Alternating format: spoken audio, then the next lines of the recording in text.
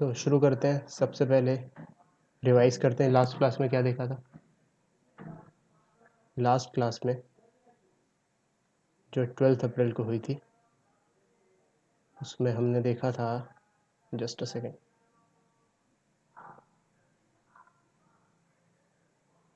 Differentiation करना सीख रहे थे ना। तो ये एक मैथमेटिकल टूल है डिफरेंशिएशन, जिसके कुछ रूल होते हैं। इसको कैसे समझना है, इसको एक ऑपरेटर की तरह समझना है। जैसे प्लस एक ऑपरेटर था, माइनस एक ऑपरेटर था, डिवाइड एक ऑपरेटर था। ये सब हम बचपन से पढ़ते आ रहे हैं, तो हमें बहुत तेज हो चुके हैं प्लस माइनस डिवीजन में। लेकिन डिफरेंशिएशन का ऑपरेटर अभी नया नया हमारे लिए, तो इसको क्या स्टेप बाय स्टेप सीखेंगे। तो कुछ चीज़ें हमें समझनी पड़ती हैं इसमें कि इसका सिंबल कैसा होता है। D y d x, plus minus जैसा कुछ नहीं होता है, ये सिंबल होता है इसका।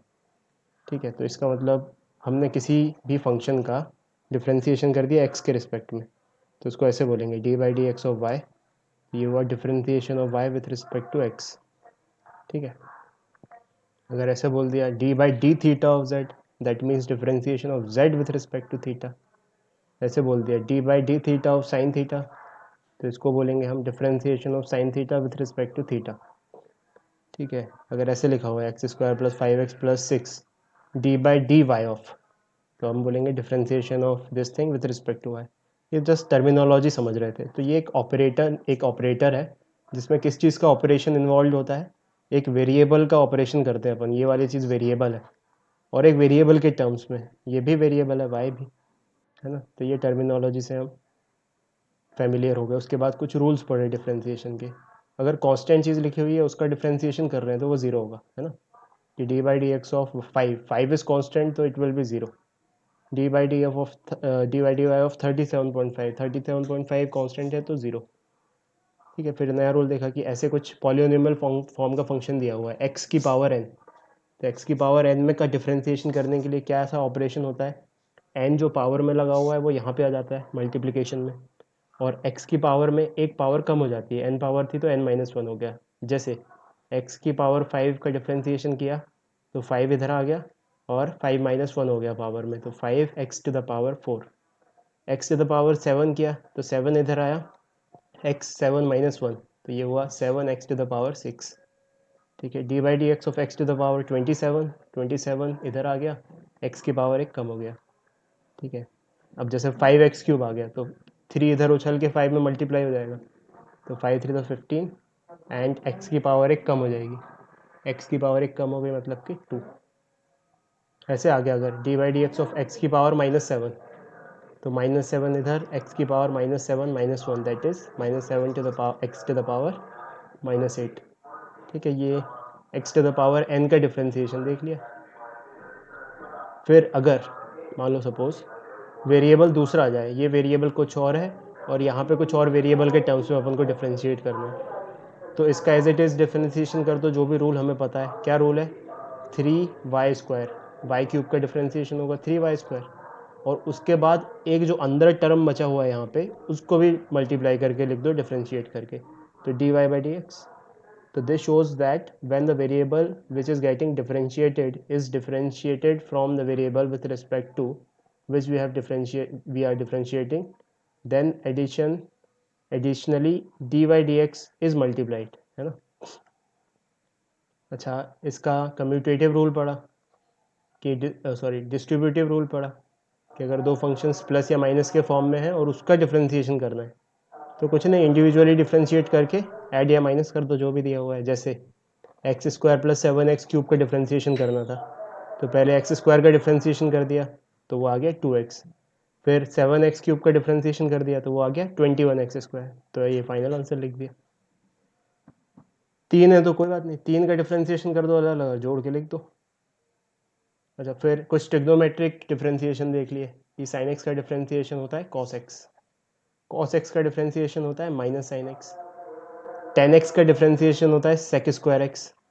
ठीक है, जैसे एग्जांपल देख लिया, एक sin x + cos x - tan x का डिफ्रेंसिएशन करना है, तो सबसे पहले sin x का डिफ्रेंसिएशन कर दिया। sin x का डिफ्रेंसिएशन होता है cos x, फिर प्लस, बीच में प्लस है तो यहाँ प्लस आएगा, cos x का डिफ्रेंसिएशन -sin x। ठीक है, फिर tan x, माइनस है बीच में तो यहाँ माइनस ही आएगा, tan x का डिफ्रेंसिएशन sec² x। तो ये लिख दिया यहाँ पे, ये आंसर हो गया। हाइब्रिड फंक्शन आ जाए मतलब कि कुछ पॉलिनोमियल फंक्शन और कुछ ट्रिग्नोमेट्रिक फंक्शन, तो भी कोई दिक्कत नहीं है, डायरेक्ट लिखो आंसर। इसका डिफरेंशिएशन 2x, 5x का डिफरेंशिएशन 5, sin x का डिफरेंशिएशन cos x। ऐसा कुछ आ जाए 4 sin x माइनस 2/x, तो यहाँ पे 4 sin x का डिफरेंशिएशन 4 cos x, और इस वाली चीज़ को क्या लिखा है यहाँ पे 2x की पावर -1, तो -2x की पावर -2, तो that is nothing but 2/x², तो ऐसे लिख दिया। फिर वही एग्जांपल्स देखते चले गए। अच्छा मान लो सपोज अब नया फॉर्म पे आ गए कि कुछ ऐसे हाइब्रिड फंक्शन लिखा है, प्लेन एक्स नहीं लिखा, प्लेन एक्स की पावर 7 नहीं लिखा, बट 2x+5 की पावर 7 लिखा है। तो इसमें क्या करना है, सबसे पहले तो इस फंक्शन को जो भी लिखा हुआ है वो मानते हुए वही ऑपरेशन लगा दो, 7 इधर आ गया, 7 इधर आ गया, 7 की पावर 1 कम हो गया, और जो भी लिखा है वहाँ लिख दिया है 2x+5। अब इसको भी डिफ्रेंशिएट कर दो एक बार, जो अंदर लिखा हुआ है, तो 2x+5 का डिफ्रेंशिएशन होगा 2, तो ये आंसर हो गया। ठीक है, ऐसे आ जाए मान लो सपोज x² - 1 का होल क्यूब, तो पहले आइडेंटिफाई करो कौन सा फंक्शन है, समथिंग का क्यूब, समथिंग का क्यूब का डिफ्रेंशिएशन करना है, तो 3 ये बाहर जाएगा, समथिंग का स्क्वायर बन जाएगा, और फिर जो अंदर लिखी हुई चीज़ है उसका भी डिफ्रेंशिएशन हो जाएगा, 2x बचेगा उसका डिफ्रेंशिएशन। ऐसा हो गया। फिर एक और एग्जांपल ऐसे लिखा हुआ है sin²x, तो sin²x में सबसे पहले इसको ऐसे लिख लिया sin x का स्क्वायर, तो पहले इसका डिफ्रेंशिएशन कर दिया 2 sin x की पावर 1, और फिर cos x, क्यों cos x क्यों, क्योंकि sin x का डिफ्रेंशिएशन कर दिया। फिर चेन रूल बोलते हैं इसको, तो इसको अच्छे से समराइज करके लिख लिया यहाँ पे कि फंक्शन अगर एक दूसरे के कंपोजिशन में है f ऑफ g, तो सबसे पहले तो f का डिफ्रेंशिएशन कर दो, और फिर साथ में मल्टीप्लाई कर दो g का डिफ्रेंशिएशन, है ना। 3 फंक्शन घुसेड़ दिए अगर f g h, तो पहले f का डिफ्रेंशिएशन कर दो, फिर g का डिफ्रेंशिएशन कर दो, फिर h का कर दो। जैसे फॉर एग्जांपल sin 3x, तो इसमें दो फंक्शन है, एक फंक्शन है तो साइन वाला, और अंदर वाला फंक्शन है 3x, तो सबसे पहले साइन का डिफ्रेंशिएशन कर दो, तो साइन का डिफ्रेंशिएशन होता है cos 3x, फिर अंदर वाला 3x का डिफ्रेंशिएशन कर दो, वो होता है 3। तो ये चेन रूल से ऐसे कर दिया हमने। फिर और भी ऐसे एग्जांपल्स देख लिए चेन रूल के। फिर जनरल नॉलेज वाली चीज़ें देख ली, 5 टाइप के फंक्शन देख लिए, आइलेट से याद रखा था इनको, I for inverse function, L for logarithmic function, A for algebraic या polynomial function, T for trigonometric function and E for exponential function. तो जैसे इसमें कौन कौन से फंक्शंस इन्वॉल्व हैं ये देखना है अपन को। तो ये साइन के अंदर एक पॉलिनोमियल घुसा हुआ है, तो ट्रिग्नोमेट्रिक फंक्शन है एक, और एक पॉलिनोमियल फंक्शन है, मतलब किन किन का डिफ्रेंशिएशन होगा अगर करना पड़ जाए इसका डिफ्रेंशिएशन। तो अगर यहाँ पे मान लो सपोज हमें d/dx ऑफ ये दिया हुआ है, तो सबसे पहले जो ट्रिग्नोमेट्रिक फंक्शन है उसका डिफ्रेंशिएशन करेंगे साइन का, तो साइन का डिफ्रेंशिएशन होता है कॉस, कॉस के अंदर जो भी चीज़ लिखी हुई है वो लिख दो 3x² + 5, उसके बाद मल्टीप्लाइड बाय इस पॉलिनोमियल, जो भी पॉलिनोमियल उसका डिफ्रेंशिएशन करेंगे, चेन रूल, 3x² + 5 का डिफ्रेंशिएशन 6x + 0, तो ये आंसर हो गया इसके डिफ्रेंशिएशन का। फिर इसका डिफ्रेंशिएशन करना है, मान लो suppose d/dx of sine e⁻x, तो ये एक ट्रिग्नोमेट्रिक फंक्शन है, सबसे पहले इसका डिफ्रेंशिएशन, ट्रिग्नोमेट्रिक फंक्शन का डिफ्रेंशिएशन साइन का होता है कॉस, तो cos e⁻x ये हो गया। फिर अगला फंक्शन है एक्सपोनेंशियल फंक्शन, इसके अंदर एक्सपोनेंशियल फंक्शन e⁻x का डिफरेंशिएशन e⁻x ही होता है, तो ये इसका आंसर हो गया। फिर अगला दिया हुआ है 3 टाइप के फंक्शन है, e की पावर में साइन और उसके अंदर पॉलिनोमियल घुसा हुआ है, 3 टाइप के फंक्शन है। तो मान लो अब सपोज इसका डिफरेंशिएशन करना है d/dx ऑफ दिस थिंग, तो सबसे पहले एक्सपोनेंशियल का डिफरेंशिएशन होगा, e की पावर समथिंग, वही समथिंग होती है e की पावर समथिंग, तो सबसे पहले इसका डिफरेंशिएशन किया पहले वाले का, e की पावर साइन x² + 5 + 7, इसको 12 भी क्यों नहीं लिख दिया, 5x कर लो चलो, तो e की पावर साइन x² + 5x + 7, ठीक है, इसका डिफरेंशिएशन हो गया पहला डन। अब दूसरा ट्रिग्नोमेट्रिक का डिफरेंशिएशन, तो इससे मल्टीप्लाई करके लिखना है साइन का डिफरेंशिएशन, साइन का डिफरेंशिएशन क्या होता है कॉस x² + 5x + 7, ठीक है, दूसरा डन। तीसरा पॉलिनोमियल का अब डिफरेंशिएशन करना है, तो इसके मल्टीप्लिकेशन में तीसरी term x square plus 5x plus 7 का डिफ्रेंसिएशन 2x प्लस 5, ये फाइनल आंसर हो गया इसका कि अगर इसका डिफ्रेंसिएशन करना है तो। ठीक है, तो मान लो कि और भी बहुत 4 फंक्शंस घुसे हुए हैं तब भी कर लेंगे हम। तो मान लो सपोज ऐसा दिया हुआ है d by d x of इस चीज़ का डिफ्रेंसिएशन करना है। तो सबसे पहले थोड़ी सी जगह बनाते हैं।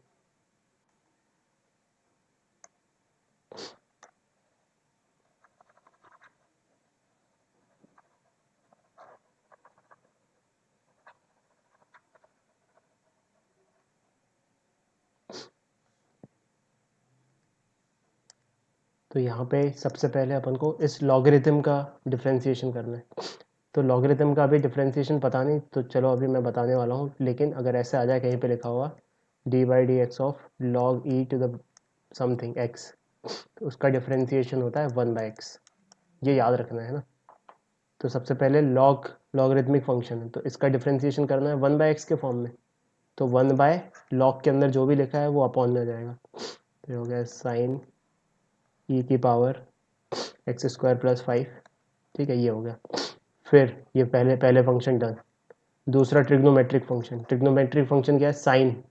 तो साइन का क्या हो जाता है? साइन का हो जाता है कॉस। कॉस का क्या आर्ग्यूमेंट आएगा? जो भी साइन का आर्ग्यूमेंट है वो आ जाएगा ई की पावर एक्स स्क्वायर प्लस 5। ठीक है, फिर तीसरा एक्सपोनेंशियल फंक्शन। एक्सपोनेंशियल फंक्शन का डिफरेंशिएशन होता है वही का वही ई की पावर एक्स स्क्वायर प्लस 5।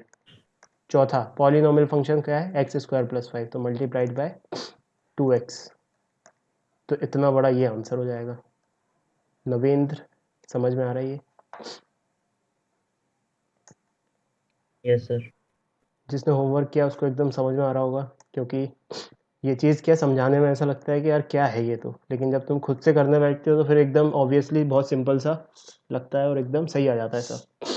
तो ये वाली चीज़ इसलिए मैंने उन बच्चों को हटाया अभी जिनने होमवर्क नहीं किया, क्योंकि अगर होमवर्क नहीं किया तो उन्हें अभी आज की क्लास का तो कुछ समझ नहीं आएगा। तो इससे बेटर है वो पहले होमवर्क कर लें, फिर इसकी रिकॉर्डिंग देख लेंगे। ठीक है, तो ये देख लिया अपन ने कुछ कुछ कि साइन एक्स का differentiation cos x, cos x का minus sine x, tan x का सेक स्क्वायर एक्स। ठीक है, फिर कॉस एक्स का डिफ्रेंसिएशन होता है minus cosec x. Cosec x का डिफ्रेंसिएशन होता है minus cosec x into cot x, है ना। सेक एक्स का डिफ्रेंसिएशन होता है sec tan x. Cot x का डिफरेंशिएशन होता है minus cosec square x. Exponential e की पावर एक्स का डिफरेंशिएशन होता है ई की पावर एक्स, वही का वही। फिर ये अगेन चेन रूल लगाया, वही का वही किया, बहुत सारे वो करके देख लिए। ठीक है, एक और इसमें नोट करो। अच्छा, उसको मैं नीचे नोट करवाऊंगा, पहले रिवाइज कर लेते हैं प्रॉपरली। ये वाली एक अजीब सी चीज़ देखी थी कि ये 4x प्लस 5 ऐसे अपॉन में आ जाए तो फिर क्या करना है? तो कुछ नहीं, बस पहले -1 लिख लो यहाँ पे जो भी है उसकी पावर, और फिर वही प्रोडक्ट रूल लगा दो, चेन रूल लगा दो। फिर प्रोडक्ट रूल पे आ गए हम। प्रोडक्ट रूल में जैसे दो फंक्शंस दिए हुए हैं मल्टीप्लिकेशन में, first function into second function. तो first function into second function, तो पहले क्या करना है? पहले का differentiation second as it is plus second का differentiation first as it is. ऐसे याद रखना है इसको। जैसे x इंटू साइन एक्स का डिफ्रेंसिएशन किया, तो यहाँ पे सेकेंड को एज इट इज़ रख दिया साइन एक्स, एक्स का डिफ्रेंसिएशन 1। फिर सेकेंड में सेकेंड का differentiation cos x, first as it is. तो ये आंसर हो गया। ऐसे दिया हुआ है ई की power x into sine x. अच्छा, इसमें ऐसा तो नहीं सूझ रहा हमें कहीं कि पहले इसका डिफ्रेंसिएशन कर दो ई की पावर एक्स, फिर इसका डिफ्रेंसिएशन कर दो कॉस एक्स? ऐसे नहीं करना है। क्यों? क्योंकि ये कंपोजिशन नहीं है, ये मल्टीप्लिकेशन है। एफ इंटू जी है ये। वो जो हमने ऊपर देखे थे वो अंदर घुसे हुए थे फंक्शन, एफ ऑफ जी था अंदर, सब्सटीट्यूट था। एफ के अंदर एक्स की वैल्यू की जगह जी रखा था, यहाँ पे एफ की जगह एक्स ही है, जी ऑफ एक्स ही है, लेकिन ये आपस में दोनों मल्टीप्लाइड है। समझ में आ रहा है ये? ठीक है, तो ये फिर जैसे ई की power x into sine x में प्रोडक्ट रूल लगाया, तो पहले second function as it is, दूसरा फंक्शन का पहले फंक्शन का डिफरेंशिएशन जो कि ई की पावर एक्स, फिर plus second function as it is, नहीं second first function as it is, second का डिफरेंशिएशन साइन एक्स का डिफरेंशिएशन कॉस एक्स। तो ये बन गया। तो ये हमने देख लिया प्रोडक्ट रूल। फिर चेन रूल देख लिया कि अगर दो फंक्शन है यू और वी एक दूसरे के डिवीजन में दिए हुए हैं, तो पहले क्या करना है? पहले फर्स्ट का differentiation, second as it is minus second का differentiation, first as it is whole upon जो नीचे डिनोमिनेटर में फंक्शन दिया है उसका स्क्वायर। फर्स्ट और सेकेंड के टर्म्स में ऐसे याद रखना है इसे, कि हमने पहले का डिफ्रेंसिएशन कर दिया, सेकेंड एज इट इज़ रख दिया, फिर सेकेंड का डिफ्रेंसिएशन कर दिया, फर्स्ट एज इट इज़ रख दिया, बीच में माइनस लगाया, और डिनोमिनेटर में सेकेंड जो फंक्शन था उसको डिफ्रेंशिएट नहीं, एज इट इज़ रखा, जो था वो एज इट इज़ रख के स्क्वायर कर दिया। ठीक है, जैसे इसका एग्जांपल देखें कि d by d x of x upon sine x, तो यहाँ पे पहले का डिफ्रेंसिएशन 1, दूसरे का डिफ्रेंसिएशन साइन एक्स, माइनस फिर सेकेंड का डिफ्रेंसिएशन कॉस एक्स और फर्स्ट का एज इट इज़ तो एक्स, और होल अपॉन में जो नीचे डिनोमिनेटर में फंक्शन है साइन एक्स उसका होल स्क्वायर। तो ये आंसर हो गया। ऐसे होमवर्क देखे थे। अब आज की क्लास शुरू करते हैं। तो इसमें सब एक और चीज़ नोट करो, डिफ्रेंसिएशन में हम एक और फॉर्मूला याद रखेंगे, लॉग वाला। तो जनरली ऐसे लिखा हुआ है जैसे log to the base e x. E याद है ना, ई क्या है? ई वो नेपियर्स कांस्टेंट होता है, तो यहाँ पे बेस ई है, तो D by d x of log E x is nothing but 1/x। ये याद रखना है, ये नया फॉर्मूला। अच्छा, इस चीज़ को जब बेस ई हो तो नेचुरल लॉगरिदम भी बोलते हैं, नेचुरल लॉगरिदम। नेचुरल लॉगरिदम को शॉर्ट में एल बोलते हैं, नेचुरल लॉगरिदम। तो इस चीज़ को हम ऐसे भी रिप्रेजेंट करते हैं, अगर कहीं पे ऐसे लिखा हो log e base e to the x, this is written as l n x.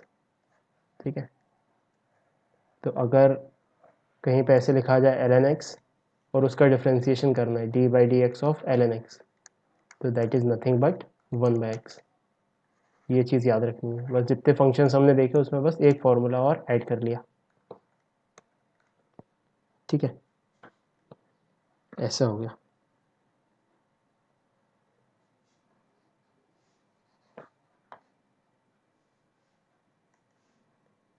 अब आज की क्लास शुरू करते हैं। 14 अप्रैल है, 3 मई तक लॉकडाउन बढ़ चुका है ऑफिशियली, और प्रोबेबली 3 मई के बाद भी बढ़ेगा, क्योंकि बड़ी चीज़ है। ठीक है, तो आज की क्लास में हम देखेंगे डिफरेंशिएशन का उल्टा ऑपरेशन, जिसे बोलते हैं इंटीग्रेशन। ठीक है, तो इसको सबसे पहले तो डिफरेंशिएशन से कंपेयर करते हैं। डिफरेंशिएशन का रिवर्स प्रोसेस है ये।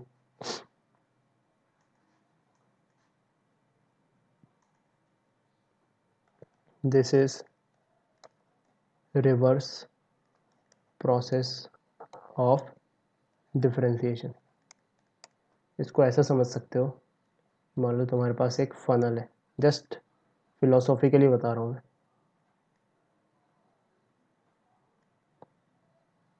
Philosophical analogy,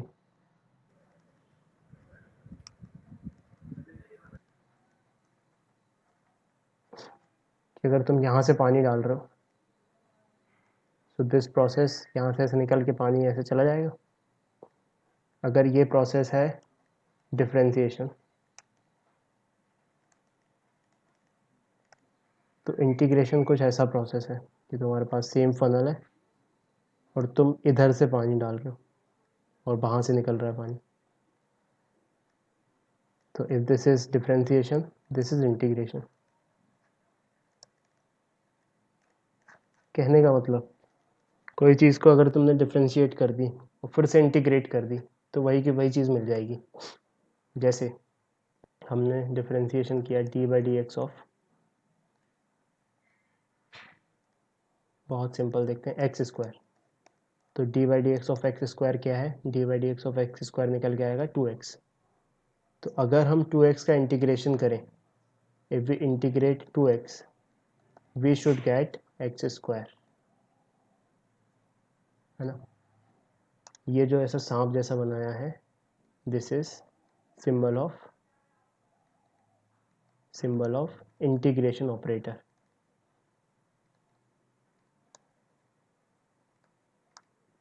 And this was symbol of differential operator. तो हमने अगर किसी चीज़ को डिफ्रेंशिएट किया तो जो चीज़ मिली उसको इंटीग्रेट कर दिया तो वही चीज़ मिल जाएगी जहाँ से हम शुरू हुए थे. ठीक है, ये तो बेसिक ऐसी बस जनरल नॉलेज के लिए कुछ अपन को चीज़ें याद रखनी पड़ेंगी, करके देखेंगे तो आएगा भी सब समझ में. ठीक है, अच्छा.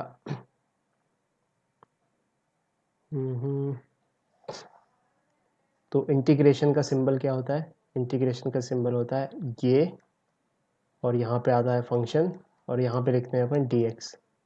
This is symbol of integration. तो कायदे से इसको ऐसा लिखना चाहिए था. This is integration operator. This is integration operator. यहाँ पे सपोज f आया है, कुछ फंक्शन f, तो इसका मतलब होगा कि we are integrating f, integration of f with respect to x. x के रिस्पेक्ट में इंटीग्रेट कर रहे हैं f को. जैसे अगर ऐसा लिखा जाए कहीं पे कि integrate to x square plus 5 dx, तो मतलब कि हम इसको इंटीग्रेट कर रहे हैं x के रिस्पेक्ट में.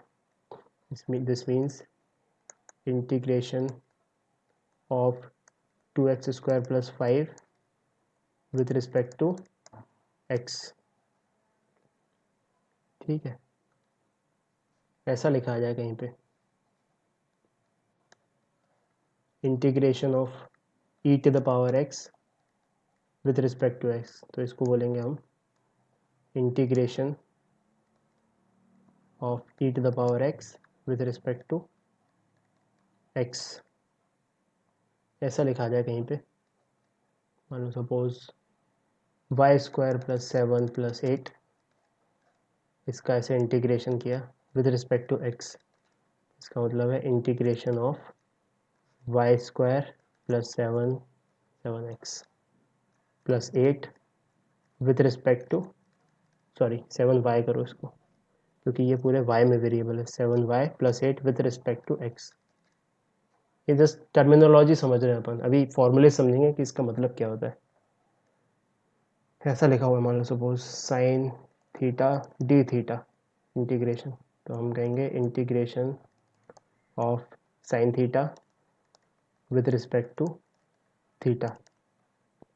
ऐसा लिखा हुआ है tan स्क्वायर थीटा dx, इसको कहेंगे हम इंटीग्रेशन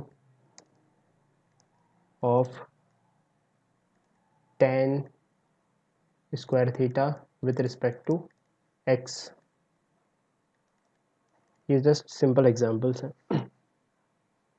ठीक है, तो अब हम आते हैं अपने वापस जो हमने फॉर्मूले सीखे डिफरेंशिएशन वाले. तो डिफरेंशिएशन वाले अगर फॉर्मूले हमने सीखे हैं तो हमें इंटीग्रेशन वाले फॉर्मूले बनाने में दिक्कत नहीं होगी. जैसे सपोज फॉर एग्जांपल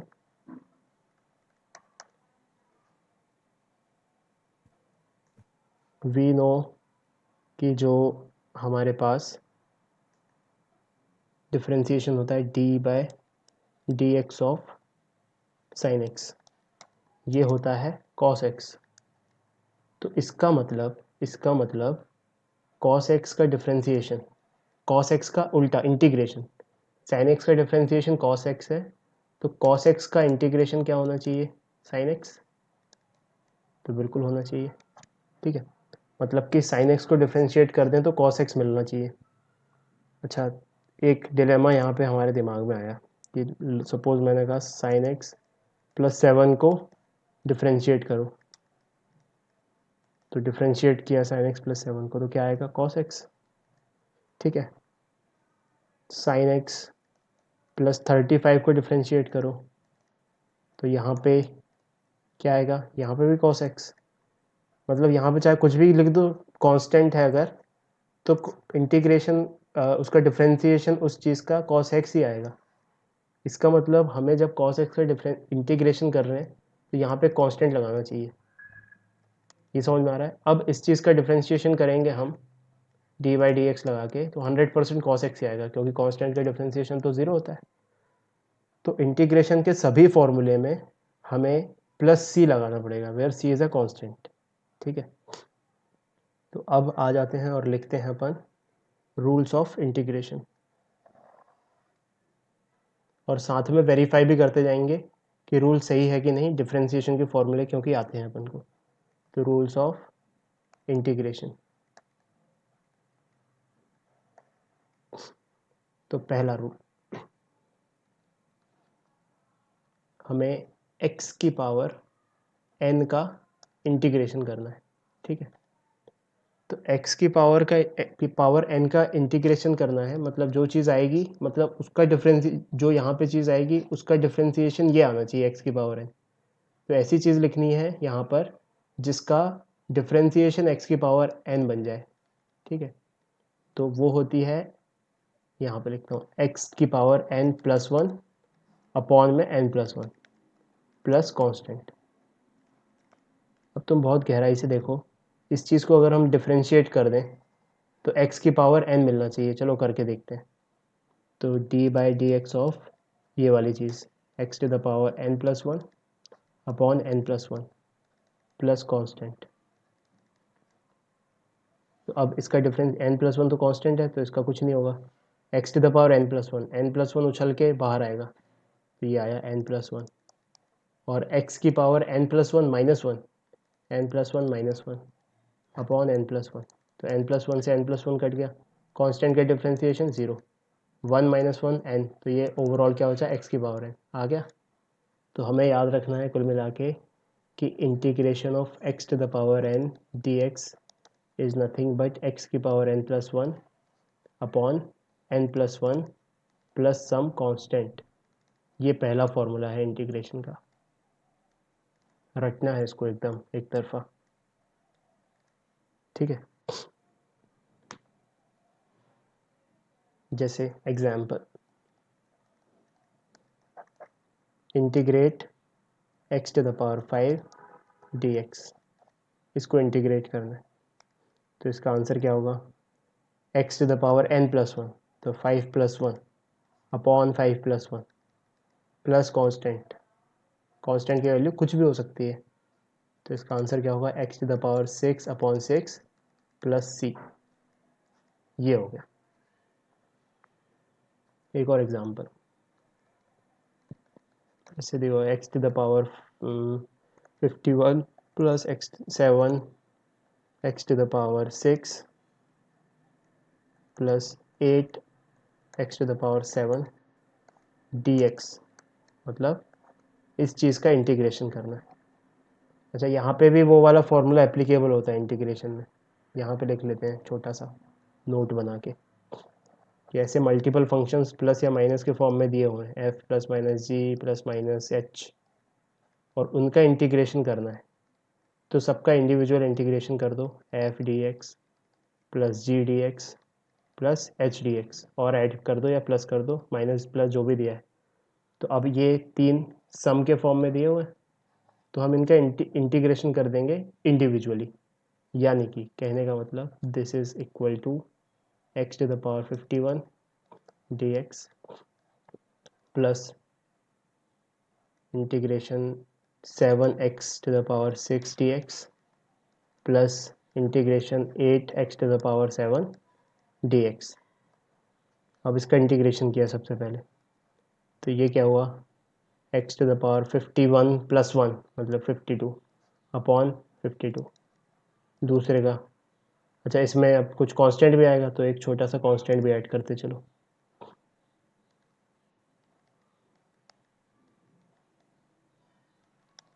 ठीक है, पहला ये डन।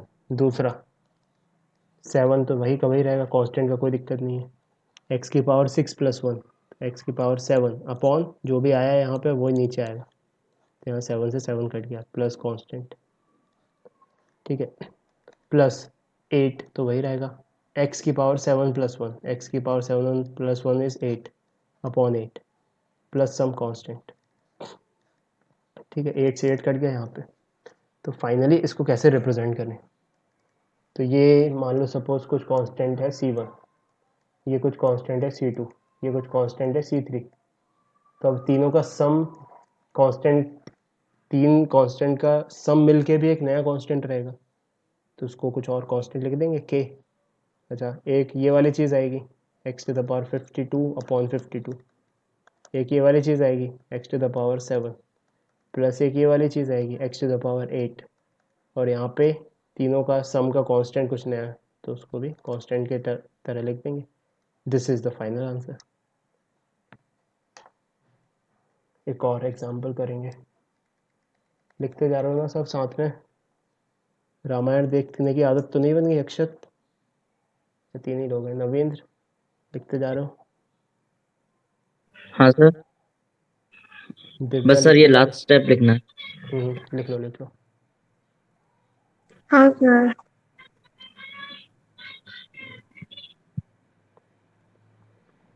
नमन, तुमने मैसेज नहीं भेजा मुझे, उसको फिर मैं तुम्हें आंसर कीज भेजता होमवर्क की, फिर तुम अपना स्कोर कैलकुलेट करते उससे।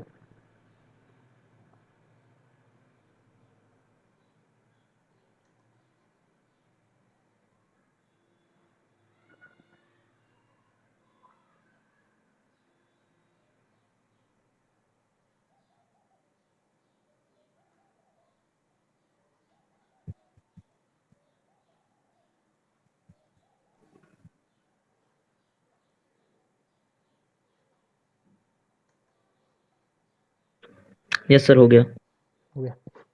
अब देखो एक और एग्जांपल, ऐसे दिया मान लो suppose x⁻², plus x⁻5, plus x⁻7, इसको इंटीग्रेट करना है। ठीक है, तो सबसे पहले क्या, x⁻² को इंटीग्रेट कर देंगे।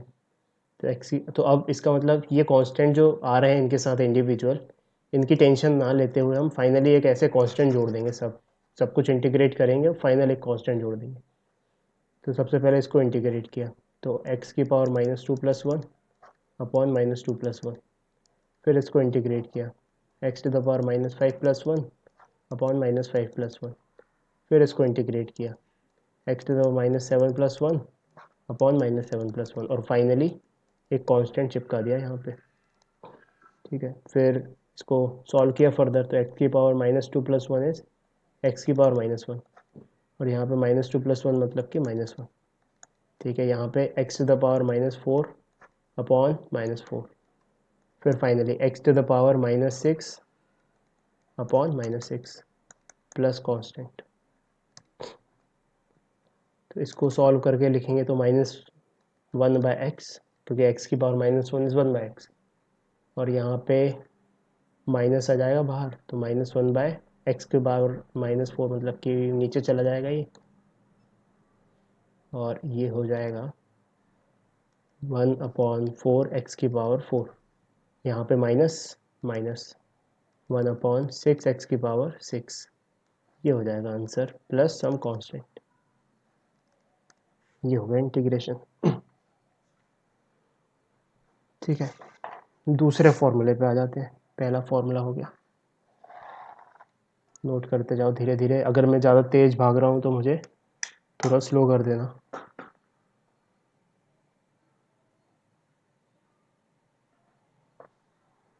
ये सब अगर तुम एक बार सीख गए तो बहुत आसानी से आगे की चीज़ें सीखते जाओगे।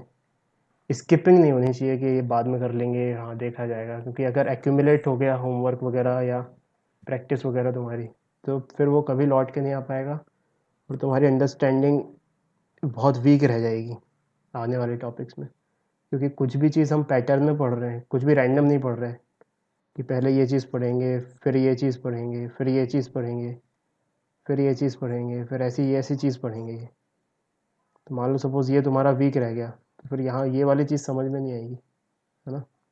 तो ऐसे अभी हम कुछ मैथमेटिकल टूल्स देख रहे हैं, तो वो इसलिए देख रहे हैं क्योंकि आगे चल के जब हम वेक्टर्स पढ़ेंगे तो उसमें वो यूज़ आएगा। फिर वेक्टर्स का यूज़ आएगा उधर काइनेमेटिक्स में, काइनेमेटिक्स का रूल आएगा, यूज़ आएगा फिर लॉज ऑफ मोशन में, लॉज ऑफ मोशन का यूज़ आएगा वर्क पावर एनर्जी में, वर्क पावर एनर्जी का यूज़ आएगा रिजिड बॉडी डायनामिक्स में, ग्रेविटेशन में। तो ये तुम्हारा अगर ऐसे बेस बनता चला गया डे बाय डे प्रोसेस, तो इतना ज़्यादा स्मूथ लगेगा तुम्हें ये पूरा ट्रांसफॉर्मेशन मैकेनिक्स का, कि सारी चीज़ें एकदम फ्लो की वेव की तरह तुम्हें बनेंगी, है ना। अभी भले ये थोड़ा तुम्हें टफ लग रहा होगा, लेकिन जब तुमने बैठ के सॉल्व किए होंगे अपने क्वेश्चंस होमवर्क के, तब तुम्हें इजी लगा होगा कि हाँ भाई ठीक है, मतलब सही तो है ना। दिव्या, तुम्हें कैसा लगा यस सॉल्व करके? हाँ सर, बन तो गए थे सारे। तो अभी जब प्रैक्टिस करेंगे हम सारे क्वेश्चंस उठा के साथ में, तो तुम्हें ये सब लगेगा कि यार क्या क्या चीज़ है, मतलब वो तो अभी क्योंकि तुम ये पहली बार पढ़ रहे हो इसलिए तुम्हें बताने में या समझाने में थोड़ी दिक्कत महसूस हो रही है। But once you concretized it with your practice, तुम्हें बहुत इजी लगेंगे ये सब चीज़ें, मतलब तुम कहोगे कि ये तो कुछ कॉन्सेप्ट ही नहीं है ना, ये तो जस्ट टूल्स हैं।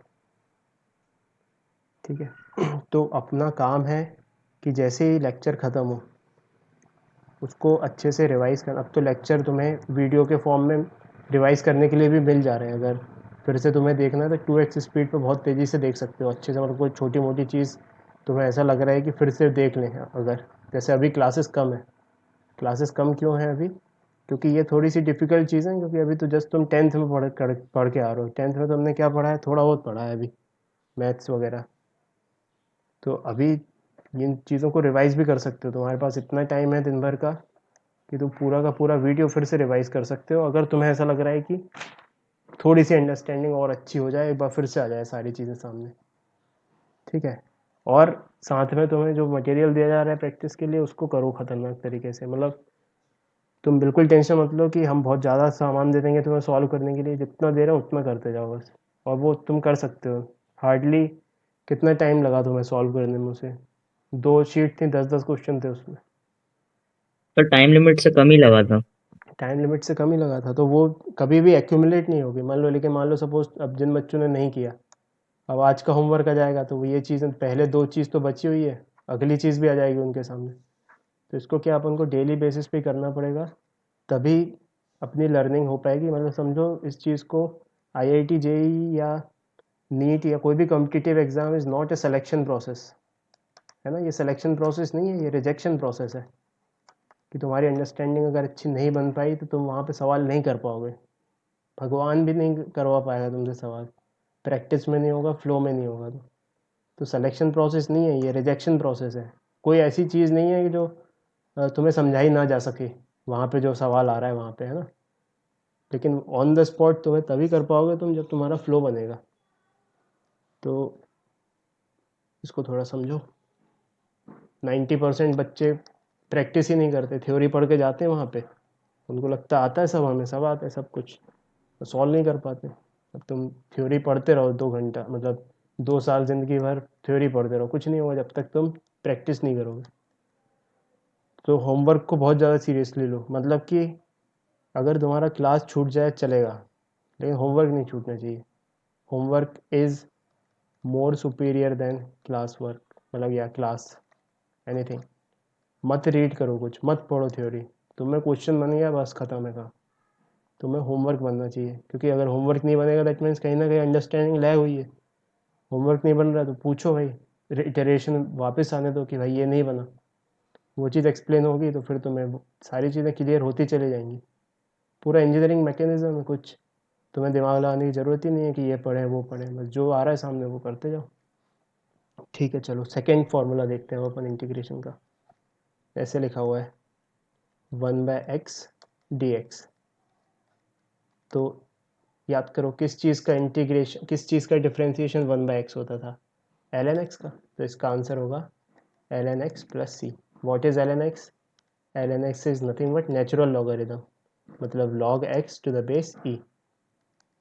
तो बस इसकी आदत डाल लो अब ln x लिखने की। ln x कहीं पे लिखा है तो समझ जाना ये लिखा हुआ है। ठीक है। अच्छा, जैसे पहला फार्मूले में एक चीज़ हमने देखी, पहले फार्मूले में वापस चलो। पहले फार्मूले में ये जो x है, ये जो n है, ये -1 नहीं होना चाहिए, n शुड नॉट बी -1। वहाँ पे लिख लो उसको। ठीक है। क्यों? अगर -1 हो जाए तो क्या दिक्कत हो जाएगी? तो देखो मान लो सपोज़ यहाँ पे करते हैं, जगह बनाते हैं थोड़ी सी।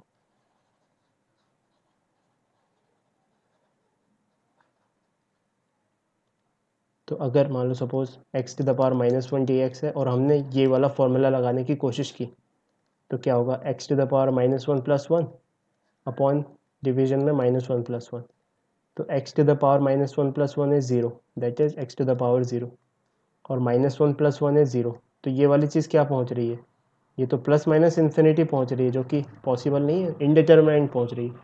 तो हमेशा याद रखना, ये जो फॉर्मूला हमने रटा है इसमें n-1 नहीं हो सकता, n-1 के लिए अलग से फॉर्मूला बताया गया है जो है 1/x। 1/x आ जाए, जैसे x टू द 1/x क्या है, ये x टू द पावर -1 है, तो x to the power -1 dx is ln x + c, ये याद रखना है। ठीक है, तो एक एग्जांपल कर लेते हैं। ऐसे लिखा हुआ है, मान लो इंटीग्रेशन ऑफ x² + 1/x + 7, ठीक है, dx। तो इसको इंटीग्रेट किया, 3 टर्म सर है। हाँ नवींद्र। सर ये स्क्रीन थोड़ी अटक रही है बीच बीच में, मतलब जो आप बोल रहे हैं ना, हाँ वो जो स्क्रॉलर है वो वहीं की वहीं रह रहा है और आप बोलते जा रहे हैं और पर उसमें कुछ शो नहीं कर रहा। अच्छा, एक बार कॉल ड्रॉप करके हम्म। देखो, कॉल ड्रॉप करके फिर से ज्वाइन कर लो। ये बोल-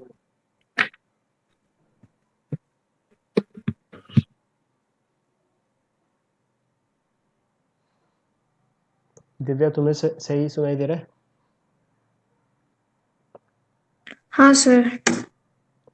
ठीक है, तो यहाँ पे क्या, हमें 3 टर्म्स दी हुई हैं। नवींद्र यू आर बैक। तो यहाँ पे 3 टर्म्स को इंटीग्रेट करना है, एक है x², एक है 1/x और एक है 7। तो बस करते हैं सॉल्व, शुरू हो जाते हैं। तो x² का इंटीग्रेशन किया, x² का integration is x to the power 2 + 1 upon 2 + 1। फिर 1/x का इंटीग्रेशन किया, 1/x का इंटीग्रेशन ln x। फिर 7 का इंटीग्रेशन किया। देखो 7 कोई भी कांस्टेंट चीज़ का इंटीग्रेशन को हम ऐसे देख सकते हैं, 7 को हम ऐसे लिख सकते हैं, 7x टू द पावर 0, मतलब इस चीज़ का इंटीग्रेशन करना है। अब इस चीज़ का इंटीग्रेशन, 7 का तो कोई काम नहीं है इंटीग्रेशन में, बाहर निकालो इसे, कांस्टेंट है तो इंटीग्रेशन से बाहर। कुल मिला के हमें x टू द पावर 0 का इंटीग्रेशन करना है। अब x टू द पावर 0 का इंटीग्रेशन करेंगे अगर, तो this will be x to the power 0 + 1 upon 0 + 1। तो x to the power 0 + 1 is nothing but x to the power 1, और 0 + 1 इज़ 1। तो ये जो फाइनली क्या निकल के आया, ये निकल के आया 7x। तो 7 का इंटीग्रेशन होगा 7x, ये याद रखना अपन को। या ऐसे बोल दो, कोई भी कांस्टेंट का integration that constant into x हो जाएगा, ये अपन को याद रख लेना है। तो जैसे ही कोई कांस्टेंट दिखाई दिया, जैसे डिफरेंशिएशन 0 होता था, वैसे धमाक से हम इसका इंटीग्रेशन लिख देंगे 7x। ठीक है, और सभी में +c कांस्टेंट ऐड हो जाएगा। तो ये आंसर हो गया इसका। अच्छे से अगर लिख दें फाइनल स्टेप में, तो फाइनल स्टेप में ये वाली चीज़ क्या है, x³/3। So final answer is x³/3 + ln x + 7x + c, ये फाइनल आंसर है। ये वाली चीज़ बहुत अच्छे से याद रख लो कि अगर कांस्टेंट है और उसका dx कर दिया हमने, तो that will be constant into x, end of course c constant भी ऐड होगा वहाँ पे। जैसे कहने का मतलब ऐसे लिखा हुआ है 9dx, तो धमाक से लिख दो इसका 9x + c। ऐसे दिया हुआ है 37dx, तो इसका धमाक से लिख दो 37x + c। कांस्टेंट में बस x चिपका देना है एक इंटीग्रेशन में। जैसे डिफरेंशिएशन में क्या होता था, डिफरेंशिएशन में हम 0 कर देते थे कांस्टेंट का।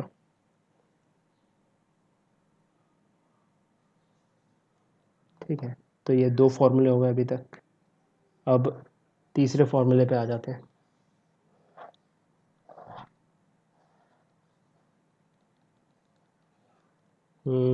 ऐसे दिया हुआ है, मान लो सपोज साइन एक्स का देखते हैं, साइन एक्स का इंटीग्रेशन। तो अब साइन एक्स का इंटीग्रेशन जो आएगा, वो एक ऐसी चीज़ आनी चाहिए जिसका डिफरेंशिएशन करें तो साइन एक्स मिल के आ जाए। तो किस चीज़ का डिफरेंशिएशन साइन एक्स होता है, तो याद किया हमने, याद करो कॉस एक्स का डिफरेंशिएशन क्या होता है, कॉस एक्स का डिफरेंशिएशन होता है माइनस साइन एक्स।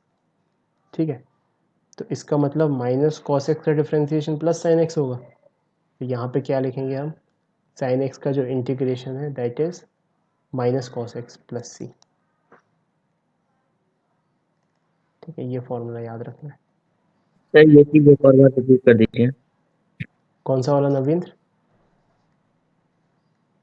सर यही थर्ड वाला। देखो साइन एक्स का इंटीग्रेशन करना है हमें, तो साइन एक्स का इंटीग्रेशन एक ऐसी चीज़ आनी चाहिए जिसका डिफ्रेंसिएशन करें अगर अपन तो साइन एक्स आ जाए। तो याद किया हमने, कॉस एक्स का डिफ्रेंसिएशन क्या होता था, कॉस एक्स का डिफ्रेंसिएशन होता था माइनस साइन एक्स। तो साइन एक्स तो नहीं मिल रहा, हमें साइन एक्स चाहिए था, तो ऐसा माइनस से मल्टीप्लाई कर दें दोनों साइड। तो माइनस से मल्टीप्लाई कर दिया, तो माइनस से मल्टीप्लाई करने का मतलब कि माइनस कॉस एक्स का डिफ्रेंसिएशन साइन एक्स होता है। तो इसका मतलब साइन एक्स का इंटीग्रेशन क्या होगा, माइनस कॉस एक्स प्लस सी।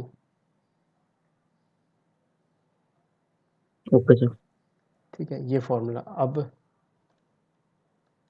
तीसरा फॉर्मूला, चौथा फॉर्मूला, कॉस एक्स का इंटीग्रेशन, कॉस एक्स का इंटीग्रेशन। अब कॉस एक्स का इंटीग्रेशन जो चीज़ आएगी यहाँ पे वो ऐसी आनी चाहिए जिसका डिफ्रेंसिएशन करें तो कॉस एक्स मिल जाए। तो किस चीज़ का डिफ्रेंसिएशन कॉस एक्स होता है, याद किया पिटारे में से, साइन एक्स का। तो साइन एक्स का डिफ्रेंसिएशन होता है कॉस एक्स, तो इसमें माइनस का कोई चक्कर ही नहीं है। तो मतलब कि यहाँ पे क्या आएगा, यहाँ पे आएगा साइन एक्स प्लस सी। तो कॉस एक्स का integration is sine x plus C.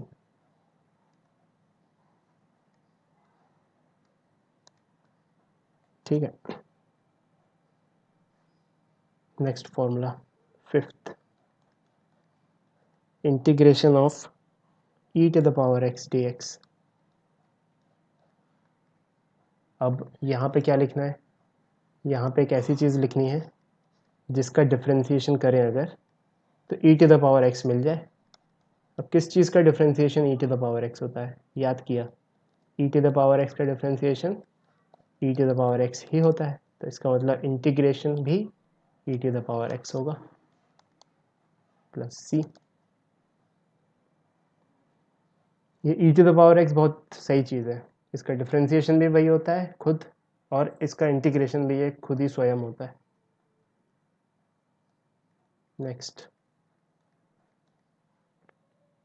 Integration of sec square x d x. ठीक है, तो अब यहाँ पे वो चीज़ आनी चाहिए जिसका डिफ्रेंसिएशन सेक स्क्वायर एक्स बन जाए। तो अब याद किया किस चीज़ का डिफ्रेंसिएशन सेक स्क्वायर एक्स होता है, टेन एक्स का। टेन एक्स का डिफ्रेंसिएशन होता है सेक स्क्वायर एक्स। तो मतलब यहाँ पे इंटीग्रेशन क्या होगा, सेक स्क्वायर एक्स का टेन एक्स प्लस सी। ठीक है,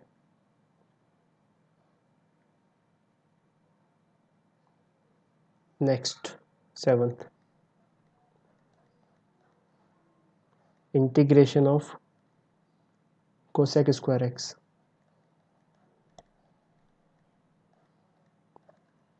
अब यहाँ पे कौन सी चीज़ आनी चाहिए, एक ऐसी चीज़ आनी चाहिए जिसका डिफ्रेंसिएशन कोसेक स्क्वायर एक्स बन जाए। तो याद किया, पन्ने माइनस पलटा, माइनस, हाँ माइनस नहीं, cot x. Minus cot x, good Divya. तो यहाँ पे याद किया, कॉट एक्स का डिफ्रेंसिएशन क्या होता था, minus cot x. Cot x का डिफ्रेंसिएशन होता था माइनस कोसेक स्क्वायर एक्स। ठीक है, लेकिन हमें क्या चाहिए, हमें प्लस चाहिए। प्लस चाहने के लिए हमें यहाँ पे माइनस से मल्टीप्लाई करना पड़ेगा। तो इसका मतलब यहाँ पे क्या आएगा, यहाँ पे आएगा minus cot x plus constant. ठीक है, फिर एक और, सेवन हो गया, एट्थ, यहाँ पे ऐसे लिखा हुआ है sec x tan x d x. Sec x into tan x का इंटीग्रेशन करना है।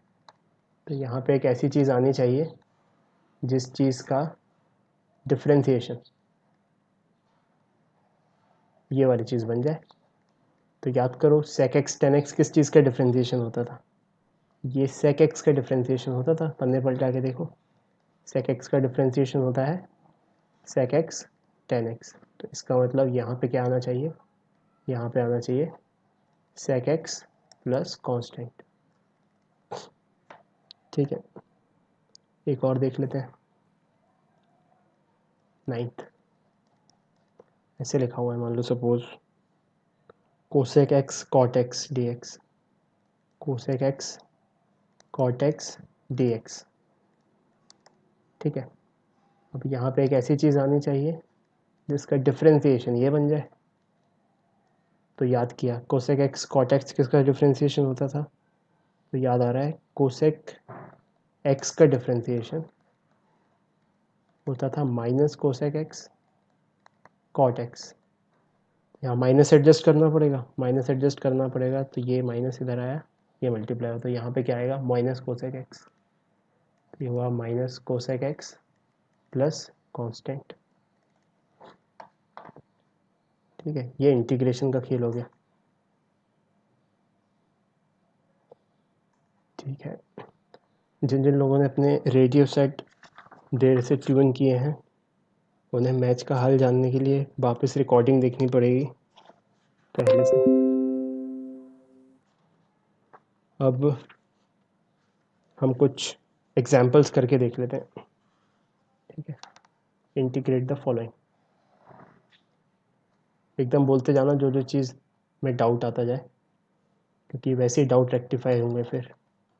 तो question is integrate the following.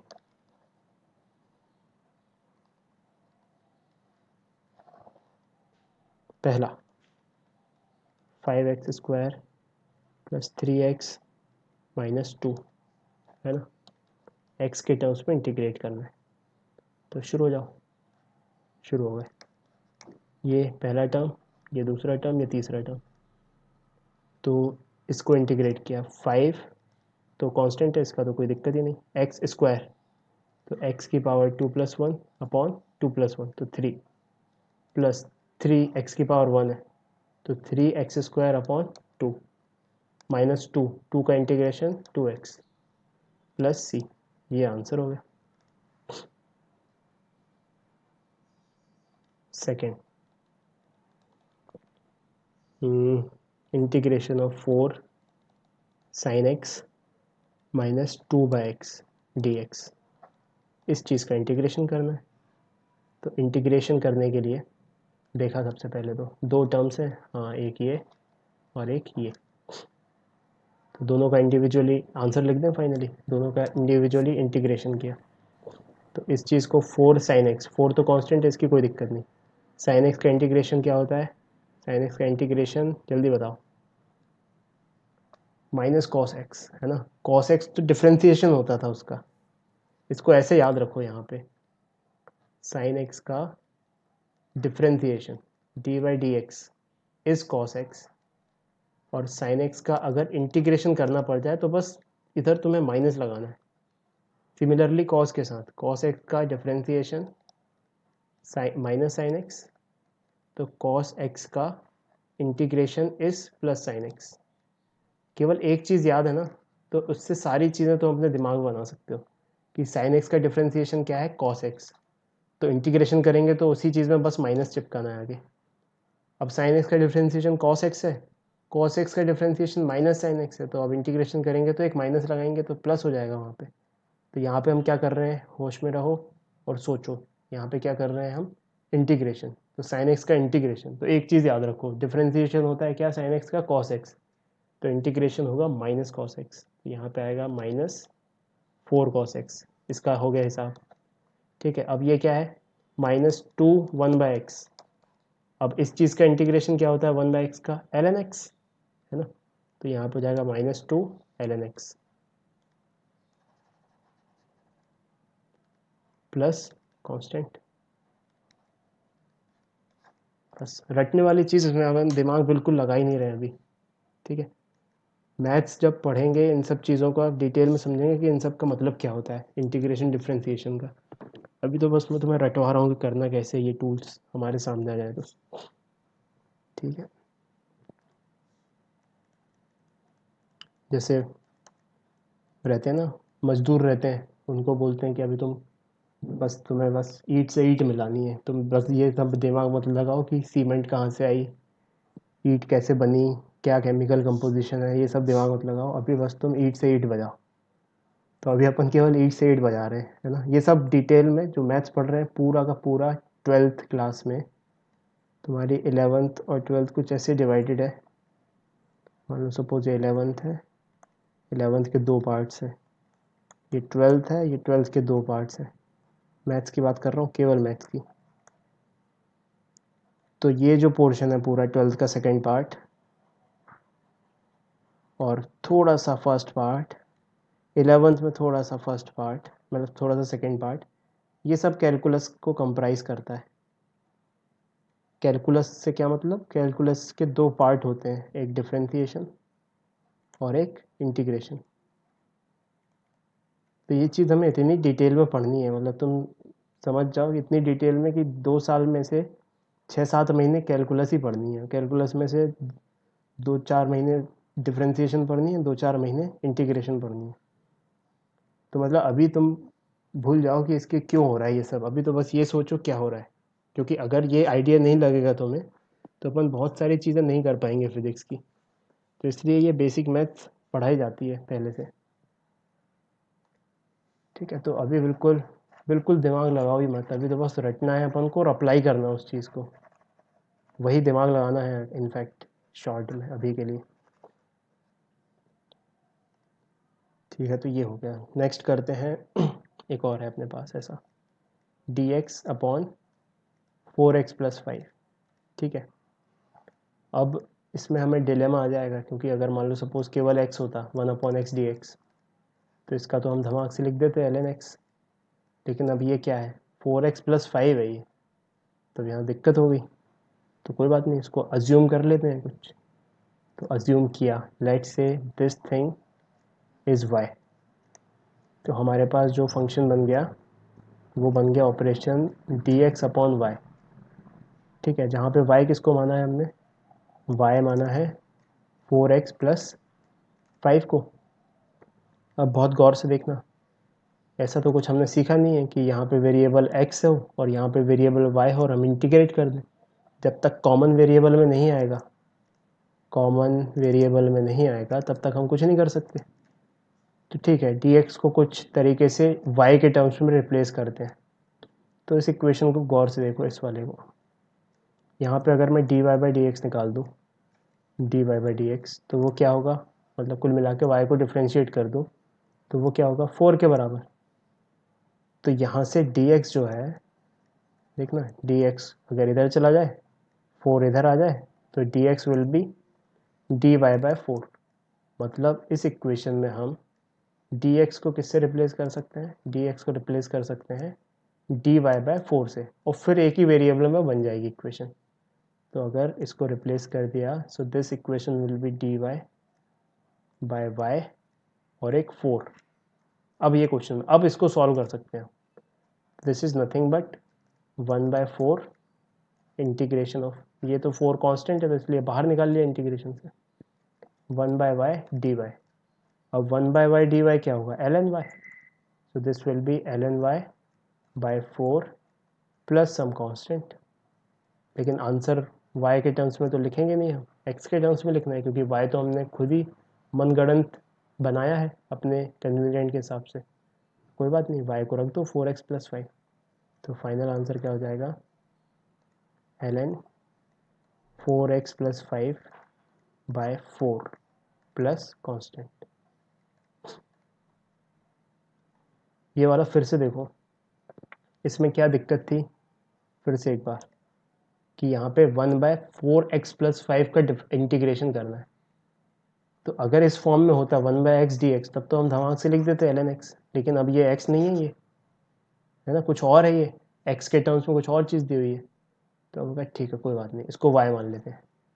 तो y माना, तो यहाँ पे y आ गया। लेकिन ये तो dx का dx ही रहा यहाँ पे। अब एक और डिलेमा आ गया कि यार अब ये y में आ गया, ये x में आ गया, तो ऐसे तो कुछ जानते नहीं अपन कि 2 अलग अलग वेरिएबल और इंटीग्रेट करके रख दें अपन। तो कहा ठीक है कोई बात नहीं, y को लिखा यहाँ पे अच्छे से और डिफ्रेंशिएट कर दिया। तो dy/dx किसके बराबर आया, 4 के बराबर। तो यहाँ से dx को इस तरफ ले गए तो हमने dy के टर्म्स में उसको रिप्रेजेंट कर लिया, dx इज dy बाय 4। तो मतलब अब dx को हम रिप्लेस कर सकते हैं dy बाय 4 से। तो इक्वेशन कैसे बन गई, dx ये लिखा dy बाय 4 और y की जगह y लिखा रहने दिया। अब जैसे ये देखा हमें चमक गया कि अब ये इक्वेशन कैसे बन गई है, केवल y के टर्म्स में। अब इसको इंटीग्रेट किया जा सकता है। अच्छा, ये 4 कॉन्स्टेंट है तो पहले तो इसको बाहर फेंका, तो यहाँ लिखा 1/4, 1/4 1/y dy। अब 1/y dy 1/x dx ln x है, तो 1/y dy क्या है, ln y। तो आंसर हो गया इसका ln y/4 प्लस कॉन्स्टेंट। अब y तो y नहीं है, y तो 4x + 5 है, तो यहाँ पे इसको रिप्लेस कर दिया। तो फाइनल आंसर हो गया ln 4x + 5 whole divided by 4 plus constant. आया समझ में? ऐसा एक और एग्जांपल लेते हैं और अच्छे समझ में आएगा।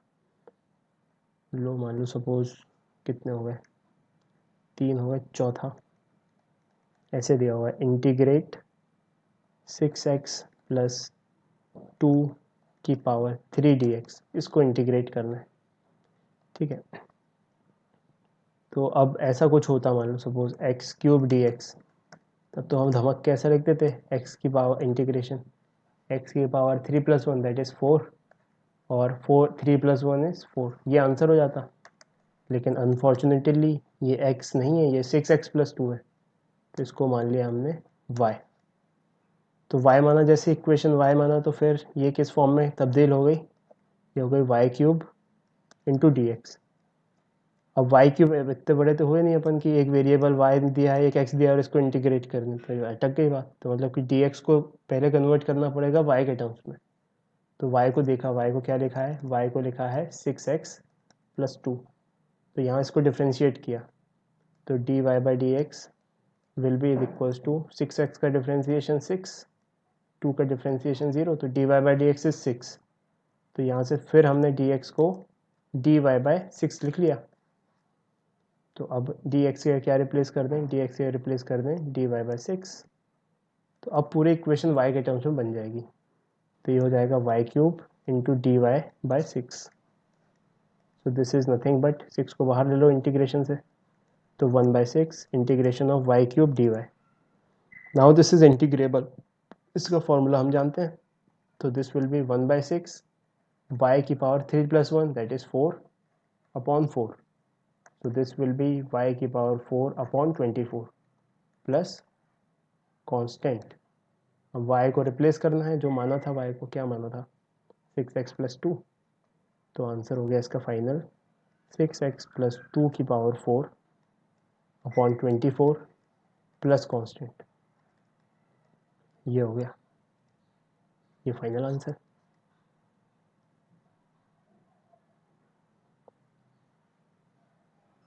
समझ में आया ये? सर एक बार फिर से समझा देंगे? हाँ, एक बार फिर से समझते हैं। पहला वाला दिव्या, पहला वाला समझ में आया था, ये वाला? हाँ सर। हाँ, तो देखो यहाँ पे क्या बोल रहा है ये, यहाँ पे बोल रहा है कि हमें 6x + 2 की पावर 3 को इंटीग्रेट करना है। तो अब डिलेमा क्या आ गया कि मान लो सपोज x³ dx होता, तब तो हम आंसर लिख देते x की पावर 4/4 प्लस कॉन्स्टेंट। लेकिन अब ये x तो नहीं है, ये समथिंग एल्स है। तो यहाँ पे ठीक है, इसको y मान लिया, y is equals to 6x + 2। तो ये किस फॉर्म में रिड्यूस हो गई इक्वेशन, y³ × dx। अब ये अलग वेरिएबल y और ये dx अलग वेरिएबल। तो अब किसी तरीके से अगर अपन dx को dy की टर्म्स में लिख लें तो फिर अपन इसको इंटीग्रेट कर पाएंगे। तो देखा y को क्या लिख सकते हैं, 6x + 2। इसको डिफ्रेंशिएट किया, y को डिफ्रेंशिएट किया, तो ये वाली चीज़ का डिफ्रेंशिएशन 6, इसका 0, तो that means dy/dx is nothing but 6। तो यहाँ पे फिर से ज़रा सा मैनिपुलेशन लगाया कि 6 को यहाँ लेके आए, dx को यहाँ लेके गए, तो dx विल बी dy/6। तो यहाँ से हमने देखा कि dx को हम लिख सकते हैं dy/6। जैसे ही रिप्लेस किया, ये y³ dy बना अपॉन 6 बना। तो y³ dy अब ये एक ही वेरिएबल में आ गया, दोनों ही y में है। अब इसको इंटीग्रेट कर सकते हैं, तो 6 को बाहर फेंका इसके इंटीग्रेशन से। फिर y³ dy को कैलकुलेट किया, y³ dy को कैसे लिखेंगे, y 3 + 1 that is 4/3 + 1 that is 4। अब ये हमारे पास आंसर आ गया प्लस कांस्टेंट। तो मतलब कुल मिला के ये 6 × 4 = 24। यहाँ पे y की पावर 4 y की पावर 4, y क्या है 6x+2, रिप्लेस कर दिया इसको 6x+2 से, तो फाइनल आंसर हो गया 6x+2 की पावर 4/24 प्लस इंटीग्रेशन का कांस्टेंट। यह है समझ में? हाँ सर, अब आ गया।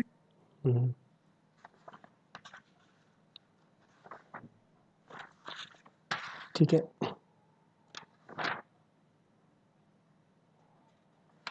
तो इंटीग्रेशन हो गया कुछ इसी तरह।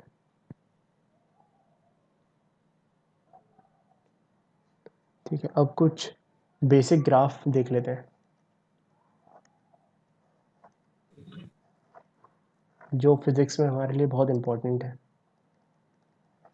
तो बेसिक ग्राफ्स पे वापस आ जाते हैं। सबसे पहला जो हमने ग्राफ देखा था वो स्ट्रेट लाइन वाला था, और उसके लिए हमें दो चीज़ें चाहिए थी, एक तो स्लोप और एक वाई इंटरसेप्ट। अगर हमें स्लोप और वाई इंटरसेप्ट पता है तो हम कोई भी स्ट्रेट लाइन बना सकते हैं। ठीक है, इसको m से रिप्रेजेंट करते थे, इसको c से रिप्रेजेंट करते थे, और अगर x और y के वेरिएबल के टर्म्स में अगर अपन को इक्वेशन लिखनी है लाइन की तो लिख देते थे y is equals to mx+c, जहाँ पे स्लोप क्या होता था, स्लोप होता था, मान लो सपोज एक रैंडम लाइन खींच के बनाई, ये वाला एंगल थीटा है तो m है इसके लिए tan theta. Theta is the angle between positive direction of x axis, है ना, ये याद रखना है। ये समझ में आया था उस दिन, तो इसको रिवाइज करने के लिए बस 2-3 ग्राफ बना के बता दो मुझे कि मान लो सपोज पहला draw y is equals to 2x, एक ही लाइन पे बनाएंगे, मतलब एक ही प्लेन में बनाएंगे सारी lines. Second y is equals to -6x, third y is equals to 4x+2, and fourth y is equals to 6x-4। ठीक है, तो यहाँ पे एक बड़ा सा हम एक्सिस सिस्टम बना लेते हैं।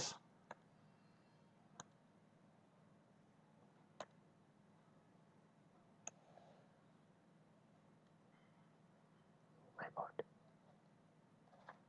ये क्या हो गया? ठीक है, कोई बात नहीं, ये एक्सिस सिस्टम बन गया, दिख रही है सबको एक्सिस?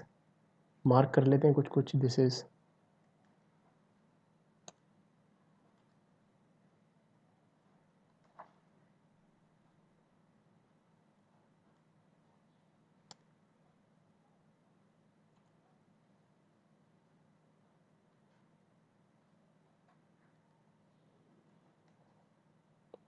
इसमें लिखना कैसे है, तो कलर बदल रहा है ये गिरगिट की तरह।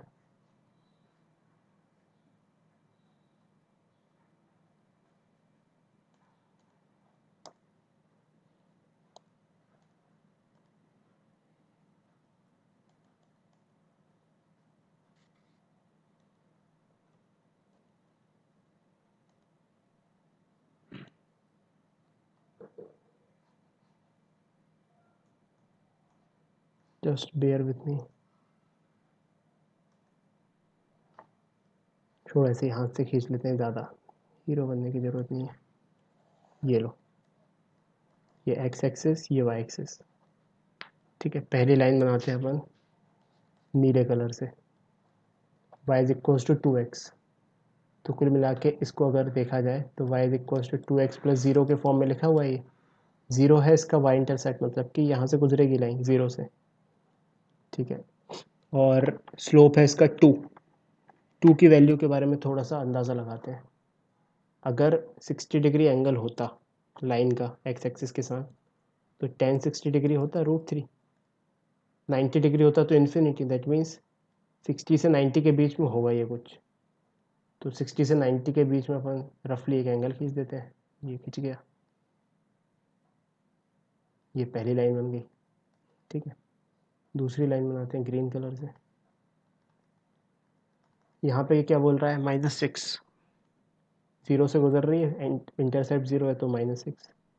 स्लोप माइनस है इसका, स्लोप इज नेगेटिव, मतलब कि ऑब्ट्यूस एंगल बनाएगी ये, ऐसा कुछ, तो ऑफ कोर्स यहाँ नहीं होगी, ये ओरिजिन से गुजरेगी, तो ये ऐसे गुजार दो यहाँ से, ये लो, ये सेकेंड, ठीक है। थर्ड 4x+2, अब 4 जो है वो 2 से बड़ा है, मतलब पहले वाले स्लोप ज़्यादा होगा इसका, और वाई इंटरसेप्ट 2 है, तो वाई इंटरसेप्ट को मार्क करो, काले कलर से बनाएंगे, ये लो 2, और इससे ज़्यादा स्लोप है तो थोड़ा सा और स्टीप बनेगा ये, स्ट्रेट लाइन,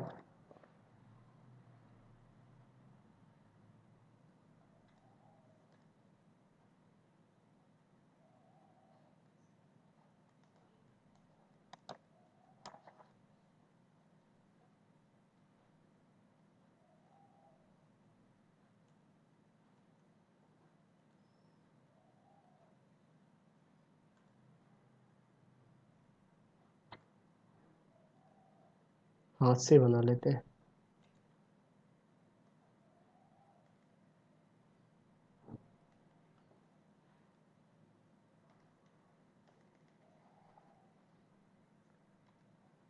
समझ रहे हो ना, इसका स्लोप 2 से ज़्यादा आएगा, मतलब पहले वाले से जो स्लोप है इसका वो थोड़ा ज़्यादा आ जाएगा, तो लेट से ऐसी बन गई है, मतलब ये मेरे से खिंच नहीं रही है सीधी, तो अपने नोटबुक में सीधी खींचना है, लो खिंच गई सीधी, ये बन गया अपना थर्ड वाली, इसका स्लोप है 4, अगले वाले का स्लोप है 6, और वाई इंटरसेप्ट है -4, तो इसका 2 था, इसका -4 यहाँ, और इन इससे भी ज़्यादा स्लोप होगा और इससे भी ज़्यादा स्लोप होगा, इससे भी ज़्यादा स्टीप रहेगी ये लास्ट वाली, को बनाते हैं इस कलर से, और ज़्यादा स्टीप रहेगी ये, ठीक है, ऐसा ये बन गया चौथा, वाई इंटरसेप्ट 4 है, तो कुल मिला के हमें स्ट्रेट लाइन का ग्राफ बनाना सीख गए हो, ठीक है। नेक्स्ट टाइप के बेसिक ग्राफ पे आ जाते हैं। सेकंड बेसिक ग्राफ है 1/x का,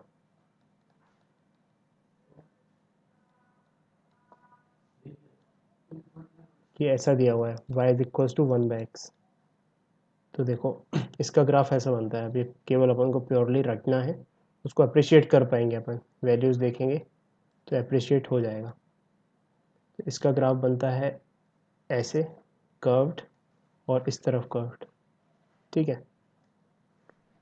अब कुछ वैल्यूज़ मार्क कर लीजिए, जैसे ये इस तरफ क्या ऐसे जा रहा है, इसका मतलब कि जब इन्फिनिटी पे पहुंचेगा तब इसकी वैल्यू 0 अप्रोच होगी, दिस मीन्स दैट, मतलब कि इसको अपन ऐसे लिख लेते हैं, यहाँ पे इस चीज़ का क्या मतलब है, इस चीज़ का मतलब है कि its value will tend to 0 when x approaches infinity, और बात सही है, जैसे अगर तुम यहाँ पे इस इक्वेशन में यहाँ पे इन्फिनिटी रखोगे x में, तो 1/∞ कितना होगा, 0, तो एग्जैक्ट 0 नहीं होगा, वो अप्रोच होगा 0, क्योंकि 1/∞ तो बहुत बड़ा नंबर है, 1/, बहुत बड़ा नंबर विल टेंड टू 0, तो वो टच नहीं करेगा कभी उसे, लेकिन उसकी तरफ टेंड होता जाएगा, ठीक है। सिमिलरली अगर -∞ रखोगे, -∞ मतलब इस तरफ, -1/-∞, वो भी 0 की तरफ जाएगा, तो उसकी वैल्यू भी 0 की तरफ जाएगी, ठीक है। अगर तुमने यहाँ पे 0 रखा x की जगह, x की जगह 0 रखा, तो 1/0 प्लस साइड से रखा, अगर 0 पॉइंट बहुत छोटा नंबर है और प्लस में है वो, तो उसकी वैल्यू जाएगी इन्फिनिटी की तरफ, और अगर 1/0 माइनस साइड से रखा इस तरफ से, मतलब कि उसकी वैल्यू 0.999999 माइनस में है, तो उसकी वैल्यू जाएगी -∞, इस वजह से ये इस तरफ प्लस इन्फिनिटी की तरफ जा रहा है, ये वाला, और ये वाला जा रहा है -∞ की तरफ, ठीक है। तो ये 1/x का ग्राफ ऐसे याद रखना है अपन को, ठीक है। तो यहाँ पे इसको, ये जो मैंने अपने जज्बात बयां करने की कोशिश की है, इसको तुम ऐसे लिख लो शब्दों में, from the graph, from the graph we can see that as x tending to infinity y tends to 0, ये एक ऑब्जर्वेशन पहला। और as x tending to minus infinity y tends to 0, ये दूसरा ऑब्जर्वेशन, ये याद रखना है। एंड तीसरा observation, when x tends to 0 y tends to plus infinity और माइनस इन्फिनिटी, ये तीसरा ऑब्जर्वेशन। बस ये पिक्चर याद रहनी चाहिए कि ऐसे अगर 1/x का ग्राफ होगा तो एक लाइन ऐसे खींचनी है, एक ऐसे खींचनी है, बस ये पिक्चर याद रहनी चाहिए, बस इससे काम चल जाएगा अपना। बाकी ये चीज़ तो मैं अप्रिशिएट कर पा रहा हूँ, इतना मैथ्स तो तुम्हें आती ही है 10th क्लास के नॉलेज से। अच्छा, नेक्स्ट इसी में ये था A part. Let's say second बनाना है हमको, B y is equals to -1/x। तो इसमें एग्जैक्टली सब कुछ सेम रहेगा, बस ग्राफ आएगा यहाँ पे ऐसा, उसकी मिरर इमेज टाइप बन जाएगी। ठीक है, तो ये नोट कर लो, इसमें x और y ये पलट के रह जाएगा। अगर कंपैरिजन के लिए हम दोनों को एक पे ही बना लें, ये हमारे एक्सेस दोनों को एक पे बना लें। अगर ये बनाया है y is equals to 1/x, लाल कलर वाला, this is y is equals to 1/x, तो y is equals to -1/x कुछ ऐसा बनेगा।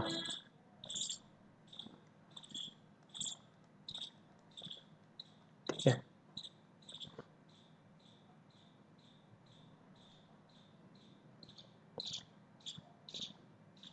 नेक्स्ट ग्राफ देखो, तीसरा ऐसे दिया हुआ है, y is equals to x²। तो मेरे ख्याल से ये तो सबको पता होगा, y is equals to x² का ग्राफ कैसा बनता है, ऐसा बनता है।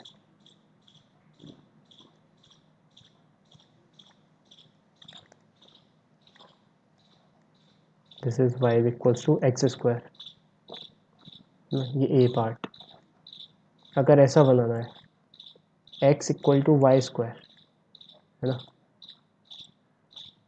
x इक्वल टू y², तो ये ग्राफ कैसा बनेगा, ये बनेगा ऐसा। मतलब जो यहाँ पे y काम कर रहा था वो यहाँ पे x काम कर रहा है, तो बस कुछ नहीं, x और y में इंटरचेंज हो गया। तो ये याद रखना है।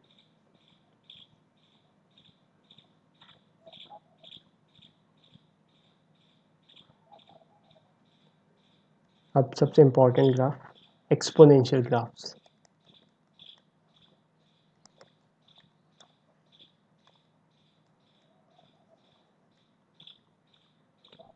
ठीक है, तो मान लो सपोज सबसे पहले ए देखते हैं, इसमें y इज इक्वल्स टू ई की पावर x का ग्राफ बनाना है। ठीक है, y इज इक्वल्स टू ई की पावर x का ग्राफ बनाया तो वो कुछ इस फॉर्म का बनेगा। ये बनाई हमने x एक्सिस, ये y एक्सिस, तो वो कुछ ऐसा बनेगा। ये जो तुम अभी वो वाले कोरोना वायरस वाले केसेस का जो ग्राफ देख रहे हो, वो ये वाली ग्राफ है, एक्सपोनेंशियल। ठीक है, डेथ्स का जो ग्राफ है, इस रेट से डेथ्स बढ़ रही हैं, केसेस इसी रेट से बढ़ रहे हैं, एक्सपोनेंशियल इंक्रीज हो रहा है। ठीक है, इसमें कुछ कुछ क्रिटिकल पॉइंट्स मार्क कर लेते हैं कि जब x जाएगा इन्फिनिटी की तरफ, y भी जाएगा इन्फिनिटी की तरफ। जब x 0 होगा, y होगा 1, क्योंकि जब यहाँ पे 0 रखोगे तो e की पावर 0 विल गिव यू 1। तो जब x जाएगा माइनस इन्फिनिटी की तरफ तो y जाएगा 0 की तरफ। ठीक है, ये क्रिटिकल पॉइंट्स मार्क करो इस पर।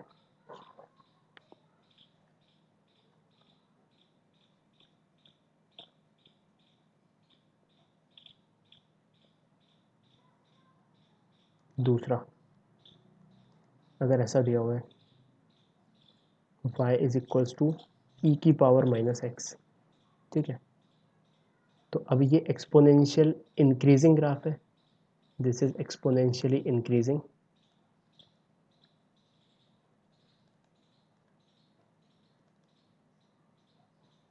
लेकिन ये वाला जो ग्राफ है ये होगा एक्सपोनेंशियली डिक्रीजिंग, एक्सपोनेंशियली डिक्रीजिंग।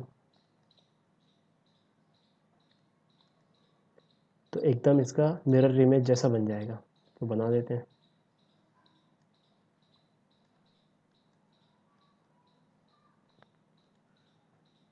ऐसा जब x माइनस इन्फिनिटी की तरफ है तो y है इन्फिनिटी की तरफ, ठीक है। जब x 0 है तो y है 1, और जब x प्लस इन्फिनिटी की तरफ है y है 0 की तरफ। ये याद रखना है इसमें, ये x एक्सिस, ये y एक्सिस,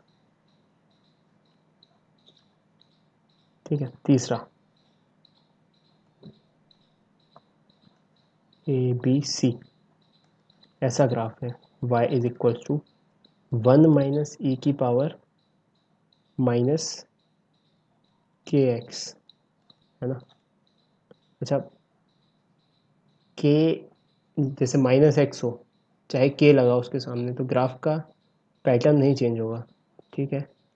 इसको याद रख लेते हैं, 1 माइनस ई की पावर माइनस के एक्स है, तो ये ग्राफ 0 पे वैल्यू देखो इसकी, x अगर 0 रखा, x इक्वल टू 0 रखा, तो ये क्या होगा, y is equals to 1 minus e की power minus k into 0, that is e की पावर 0, ई की पावर 0 क्या होता है 1, तो 1 माइनस 1 इज़ 0। तो मतलब जब x 0 है y 0 है इस ग्राफ के मुताबिक, मतलब कि ग्राफ चालू होगा यहाँ से, ठीक है। और जब ये वैल्यू मान लो सपोज बहुत बड़ी वैल्यू बन गई, x जब इन्फिनिटी के बराबर है, ठीक है, तो इन्फिनिटी है जब x, तो ये अपने पास होगा when x is infinity y is equals to 1 minus e की पावर माइनस इन्फिनिटी, ई की power minus infinity is nothing but 0। तो ये 1 की वैल्यू को सेचुरेट हो जाएगा, मतलब कि ये 1 है सपोज, तो ग्राफ बनेगा कुछ ऐसा, ऐसे एक्सटेंड कर दो 1 की लाइन को, और ये एक्सपोनेंशियली सेचुरेटेड ग्राफ बनेगा, ठीक है। This is called saturation graph.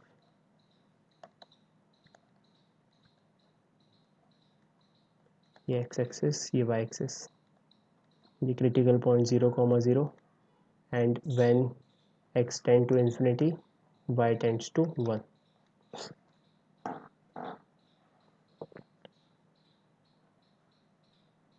ठीक है। अच्छा, और x अगर और नीचे साइड हो गया तो फिर ये ऐसा चला जाएगा। तो जनरली क्या, ये जितने भी ग्राफ हम देखते हैं इंक्रीजिंग डिक्रीजिंग या कुछ भी, ये हम देखते हैं टाइम के टर्म्स में, मतलब एक्स एक्सिस वाली जो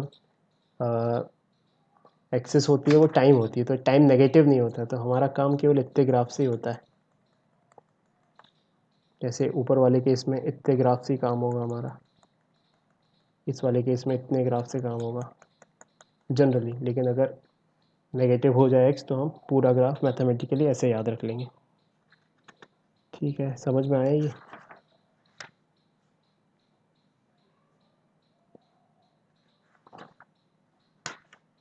अब हमने डिफरेंशिएशन और इंटीग्रेशन सीखा, तो उसके थोड़े से अब एप्लीकेशन भी सीख लेते हैं।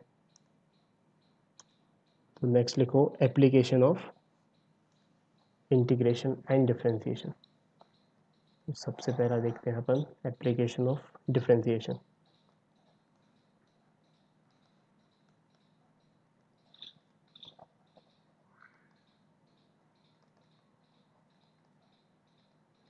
ठीक है, तो सबसे पहले तो हम देखते हैं कि डिफरेंशिएशन का फिजिकल सिग्निफिकेंस क्या होता है। तो फिजिकल सिग्निफिकेंस ऑफ डिफरेंशिएशन, तो इमेजिन करो हमने ऐसा देखा, जो हमने फंक्शन लिखा है डिफरेंशिएशन का जो रिप्रेजेंटेशन है that is represented as d y upon d x. तो अभी तो ये ऑपरेटर के टर्म्स में समझ लिया हमने कि d by d x of y लिख रही है, differentiation of y with respect to x. लेकिन इस सिंबल का मतलब क्या होता है, जैसे पिछले कुछ क्वेश्चन में हमने डी वाई और डी एक्स को रिलेट कर दिया, ठीक है, तो हम सीखते हैं कि ये डी वाई क्या है और ये डी एक्स क्या है अगर इसको इंडिविजुअली देखा जाए तो ठीक है, समझने की कोशिश करते हैं। तो मान लो सपोज हमारे पास एक ग्राफ है, ठीक है, ऐसा एक पॉइंट ये कंसीडर किया ग्राफ पे, दूसरा पॉइंट ये कंसीडर किया। अगर इसके वाई कोऑर्डिनेट्स में डिफरेंस चाहिए हमें इन दोनों पॉइंट्स के, तो ये वाई कोऑर्डिनेट में डिफरेंस है, ठीक है, और एक्स कोऑर्डिनेट में डिफरेंस चाहिए तो ये एक्स कोऑर्डिनेट में डिफरेंस है। तो वाई कोऑर्डिनेट के डिफरेंस को लिख देते हैं अपन डेल्टा वाई, और एक्स कोऑर्डिनेट के डिफरेंस को लिख देते हैं डेल्टा एक्स। जनरली पूरे फिजिक्स या मैथमेटिक्स में डेल्टा रिप्रेजेंट्स डिफरेंस या चेंज, ठीक है, and in chemistry delta represents heat. तो अभी हमारा इसका मतलब डेल्टा से रिप्रेजेंटेशन है कि चेंज इन वाई कितना हुआ, यहाँ से यहाँ पहुँचे तो वाई में कितना चेंज हुआ, यहाँ से यहाँ पहुँचे तो एक्स में कितना चेंज हुआ, ठीक है। अब इनको ज्वाइन कर दिया मान लो सपोज इस पॉइंट को इस पॉइंट से, तो इस ट्राइंगल में delta y by delta x क्या रिप्रेजेंट करेगा in this triangle? Delta y by delta x will represent this angle, अगर ये थीटा है तो टेन थीटा रिप्रेजेंट करेगा, ठीक है। अच्छा, इसको और जूम इन किया, होता है क्या जूम इन? हाँ होता है। और जूम इन करके देखा,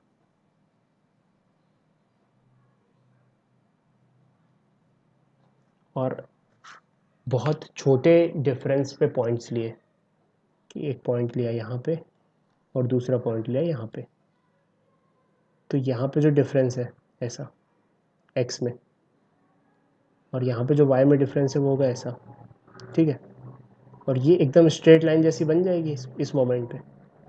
तो अगर उस स्ट्रेट लाइन को बना दिया जाए तो वो एक टेंजेंट की तरह होगी उस पॉइंट पे, इस पॉइंट पे टेंजेंट की तरह हो जाएगी। और ये वाला एंगल अगर थीटा है तो एक्सटेंड किया यहाँ तक तो ये भी थीटा होगा। अच्छा, इस डेल्टा वाई को बहुत छोटे फॉर्म में अपन, अगर बहुत छोटा डिफरेंस है तो डी वाई लिख देते हैं, और इस डेल्टा एक्स को अगर बहुत छोटा डिफरेंस है तो डी एक्स लिख देते हैं।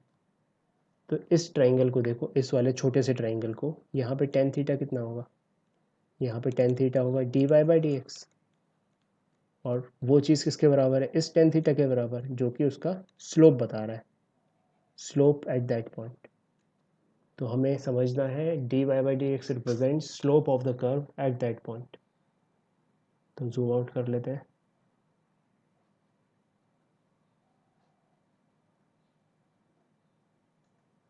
और फिजिकल सिग्निफिकेंस इसका मार्क कर लेते हैं कि d y by d x represents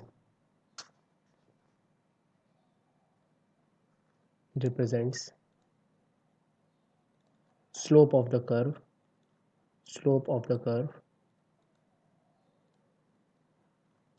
at that point, ठीक है। इसको रिप्रेजेंट करने के लिए इसको ऐसे समझ सकते हैं कि delta y by delta x एक बहुत बड़ी क्वांटिटी थी, और हमने जस्ट एक रिप्रेजेंटेशन है, अभी दिल पे मत लेना इसको बिल्कुल, डेल्टा एक्स को बहुत छोटा कर दिया, तो इसको बोलते हैं limit delta x tending to zero. So this thing will become, because delta x is tending to zero, delta x will become very small, और उसको रिप्रेजेंट करते हैं डी एक्स से, and delta y will become very small, उसको represent करते हैं delta Y से। तो ये जो पूरी प्रोसेस ऊपर हमने करी उसको मैथमेटिकली ऐसे लिख सकते हैं, and this thing represents slope of the curve at that point. अभी बिल्कुल मैं एग्जांपल लूँगा दो तीन, तुम्हें एकदम ताबड़तोड़ समझ में आ जाएगा, क्योंकि अभी तुम डिफरेंशिएशन करना सीख गए हो। तो अपन एक एग्जांपल करते हैं, इसको नोट कर लो, और एक एग्जांपल सॉल्व करते हैं कि मान लो सपोज हमारे पास एक ग्राफ है y is equals to x square, ठीक है। इसका ग्राफ हम बना सकते हैं तुरंत, तो बना लेते हैं। इसका ग्राफ कुछ ऐसा बनेगा, ज़ीरो से गुजरेगा ये ऐसा, ये ग्राफ बन गया एक्स वाई। अच्छा, 2 पॉइंट्स कंसीडर करते हैं, कोई भी 2 पॉइंट्स। अब मैं थोड़ा तुम्हारा इन्वॉल्वमेंट चाहता हूँ। Who is there? Amogh, Divya, Naman and Navindra. तो अमोघ, तुम ऐसे इंट्यूटिवली बताओ मुझे कि एक पॉइंट है सपोज x इक्वल टू 1 और एक पॉइंट है यहाँ पे x इक्वल टू 2। स्लोप ज़्यादा यहाँ पे है x इक्वल टू 1 पे या x इक्वल टू 2 पे? ऐसे इंट्यूटिवली तुम्हें क्या लग रहा है? हाँ अमोघ, सर 2 पे। 2 पे ज़्यादा है ना? तो इसका मतलब क्या? थोड़ा सा जूम इन किया हमने, मतलब कि अमोघ ने सबकॉन्शियसली क्या किया बताने के लिए कि 2 पे ज़्यादा है, यहाँ पे एक टेंजेंट बनाई। तो यहाँ पे टेंजेंट बनेगी कुछ ऐसी, और 1 पे टेंजेंट बनाई, 1 पे टेंजेंट बनेगी कुछ ऐसी। क्लियरली तुम्हें दिख रहा है कि ये जो पहली वाली टेंजेंट है और जो दूसरी वाली टेंजेंट है, इसमें इसका स्लोप ज़्यादा है, क्योंकि यहाँ पे अगर कोई खड़ा हो जाए या यहाँ पे खड़ा हो जाए तो इससे ज़्यादा ढलान महसूस होगी। तो 2 पे ज़्यादा स्लोप है 1 के मुकाबले। ठीक है, तो ये तो ऐसे अपन ने इंट्यूटिवली जज कर लिया।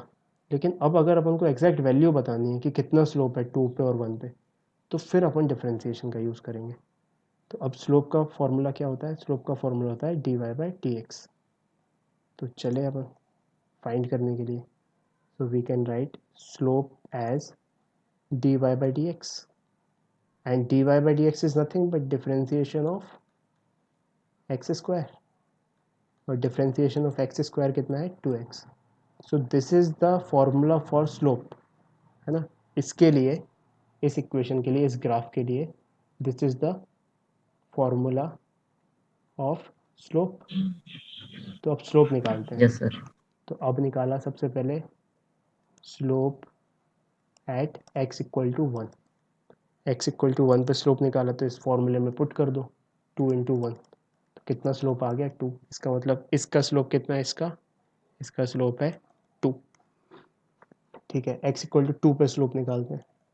Slope at x equal to 2, तो कितना आया? 2 इंटू 2 यानी कि 4। तो अब क्वांटिफाई करके अपन 100% बोल सकते हैं कि इसका स्लोप है 4 और इसका स्लोप है 2, है ना? डबल है इससे इसका स्लोप। ठीक है, और भी किसी पॉइंट पे बता सकते हैं, मान लो सपोज इस पॉइंट पे बताना है। इस पॉइंट पे क्या x की वैल्यू 0 है, तो slope at x equal to 0 is given by 2 into 0। तो वो कितना हो गया? 0। तो 0 स्लोप का क्या मतलब कि हॉरिजॉन्टल लाइन होनी चाहिए उस पॉइंट पे। तो बिल्कुल देखो, हॉरिजॉन्टल टेंजेंट है यहाँ पे, तो इसका स्लोप हो गया 0। कुछ रैंडम इस पॉइंट पे मान लो सपोज ये है x equal to -2। This point is x equal to -2। ऐसी टेंजेंट बनेगी, उसका स्लोप बताना है। तो slope at x equal to -2, तो slope at x equal to -2 is 2 into -2, so that is -4। तो ऐसे अपन किसी भी पॉइंट के स्लोप बता सकते हैं अगर अपन को फंक्शन का फॉर्मूला पता हो तो। ये इतनी चीज़ समझ में आई? अच्छा, तो फिजिकल सिग्निफिकेंस इसका बस यही है। मैं ठीक है, अब एक कॉन्सेप्ट मैं तुम्हें बताता हूँ जो थोड़ा सा बहुत सिंपल है, बहुत ही ज़्यादा सिंपल है, बस समझने भर की देरी है। उस वर्ड को बोलते हैं अपन double differentiation. Double differentiation. Double differentiation का क्या मतलब है कि एक बार डिफ्रेंशिएट करो और फिर से एक बार डिफ्रेंशिएट कर दो। डबल डिफ्रेंसिएशन मतलब कि डिफ्रेंशिएट डिफ्रेंशिएट 2 टाइम्स। ठीक है, तो जैसे अपन को बोला जाए कि डबल डिफ्रेंशिएट एक्स क्यूब, तो हम कहेंगे ठीक है भाई, एक्स क्यूब का फर्स्ट डिफ्रेंसिएशन किया, फर्स्ट टाइम डिफ्रेंसिएशन किया तो क्या आया? 3x²। फिर सेकेंड टाइम डिफ्रेंसिएशन किया तो क्या आया? 2 उछल के यहाँ पे आया, तो 6x। तो double differentiation of x cube is nothing but 6x। ये हो गया। ठीक है, अब समझने वाली बात क्या है, इसका सिंबल कुछ ऐसे होता है d² बाय dx²। सिंबल है जस्ट, स्क्वायर स्क्वायर कुछ नहीं है, बस बोलने के लिए है। This is symbol of double differentiation. Double differentiation ठीक है, जैसे यहाँ पे इस चीज़ को अगर अपन ने लिखा है एक्स क्यूब का डबल डिफ्रेंशिएशन, तो इसको हमें सिम्बॉलिकली ऐसे लिखना चाहिए था, d square by d y square into x cube. इस चीज़ का क्या मतलब है? इस चीज़ का मतलब है कि एक बार डिफ्रेंशिएट करो D by d x of x cube, और फिर उसको फिर से डिफ्रेंशिएट कर दो जो भी आया अपने पास। ठीक है, तो ये एक्स क्यूब का पहले डिफ्रेंशिएशन इज 3x², और एक बार फिर डिफ्रेंशिएट करना है d by d x of 3x², तो दैट विल बी 6x। ऐसे कोई बोले ट्रिपल डिफ्रेंशिएशन, तो मतलब 3 बार डिफ्रेंशिएट करना है। तो लेकिन अपना काम किसके लिए है? केवल डबल डिफ्रेंशिएशन के लिए। ठीक है, तो डबल डिफ्रेंशिएशन का यूज़ आएगा, क्योंकि अभी हमें जब हम एक नई चीज़ पढ़ेंगे जिसे बोलते हैं मैक्सिमा एंड मिनिमा। तो सबसे पहले मैं तुम्हें एक कॉन्सेप्ट समझाता हूँ। मान लो कुछ ऐसा फंक्शन है,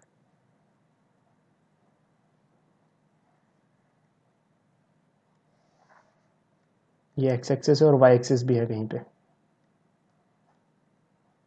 तो इसको देखो अगर ध्यान से, तो यहाँ पे स्लोप ज़ीरो कहाँ कहाँ हो रहा है? सबसे पहले तो ये आइडेंटिफाई करते हैं। स्लोप ज़ीरो यहाँ हो रहा है, क्योंकि यहाँ पे टेंजेंट खींचोगे तो हॉरिजॉन्टल आएगी। यहाँ हो रहा है, यहाँ हो रहा है, और फाइनली यहाँ हो रहा है। ठीक है, यहाँ पे इसको ऐसे मत ना, थोड़ा सा ऐसे कर लो, क्योंकि हाँ माय गॉड पूरे मिट गया, आ गया। इतना ग्राफ है ये। तो सबसे पहले तुम ये समझ पा रहे हो क्या कि इन पॉइंट्स पे स्लोप ज़ीरो होगा। यहाँ पे d y by d x will be zero, यहाँ पे भी d y by d x will be zero, यहाँ पे भी d y by d x will be zero, यहाँ पे भी d y by d x will be zero. अच्छा, ये वाला जो पॉइंट है, ये अपने आसपास वाले पॉइंट से बहुत ऊपर है, सबसे ऊपर वाला पॉइंट है, टॉप पे है ये वाला जो पॉइंट है ये अपने आसपास वाले पॉइंट से नीचे है, बॉटम पे। ठीक है, तो ऐसे पॉइंट्स जो टॉप पे हैं उनको बोलते हैं अपन मैक्सिमा। मैक्सिमा की मतलब टॉप वाले पॉइंट, टॉप वाले पॉइंट्स मतलब आसपास। ऐसा मैक्सिमा का ये मतलब नहीं है कि यही सबसे बड़ा तो यही है, ये तो इसके कंपैरिजन में छोटा है। मैक्सिमा मतलब कि अपने आसपास वाले पॉइंट से टॉप वाले पॉइंट्स। और एक बोलते हैं मिनिमा, मिनिमा मतलब बॉटम वाले points.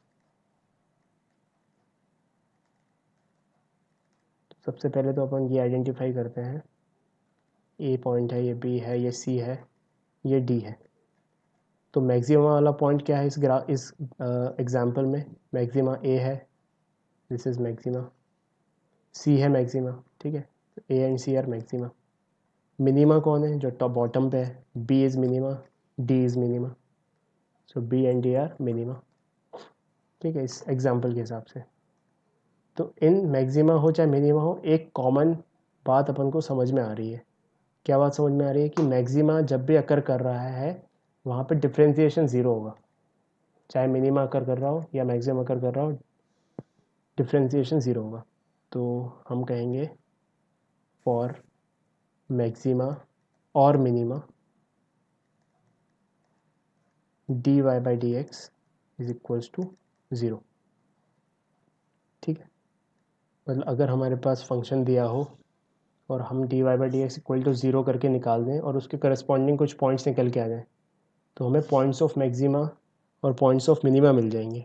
That will give points of maxima and points of minima. ठीक है, इस चीज़ को याद रखना है बस।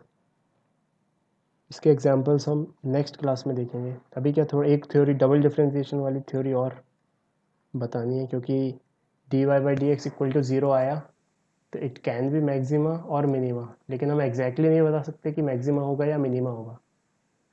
तो डबल डिफरेंशिएशन वाली थ्योरी लगती है यहाँ पे, तो मैं लिख देता हूँ अभी के लिए ताकि ये चीज़ कंप्लीट हो जाए। अगर डबल डिफरेंशिएशन पॉजिटिव है तो हम बोलते हैं पॉइंट ऑफ मिनिमा आता है, और डबल डिफरेंशिएशन अगर नेगेटिव है तो पॉइंट ऑफ मैक्सिमा आता है ना। तो ये सारी चीज़ें जो हम नोट कर रहे हैं वो नोट करो in the topic of maxima minima, and this is application of derivative.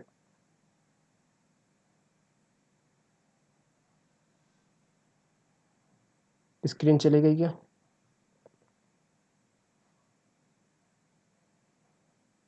नवींद्र? हाँ सर। ठीक है, तो क्लास को यहीं ख़त्म करते हैं। मैक्सिमा यस सर, मिनिमा में ब्लैक तुम हो गया। एक बार फिर से मैं खोलता हूँ उसे, तुम नोट कर लो बस। क्रैश हो गया नोटबुक।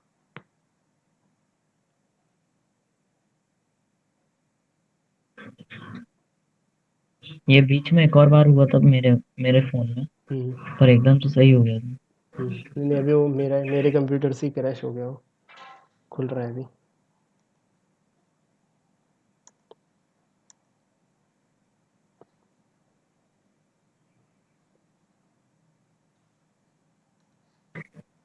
अच्छा सर, अगली क्लास भी मैथ्स की आपकी है ना? हाँ, 3 बजे मेरी क्लास है।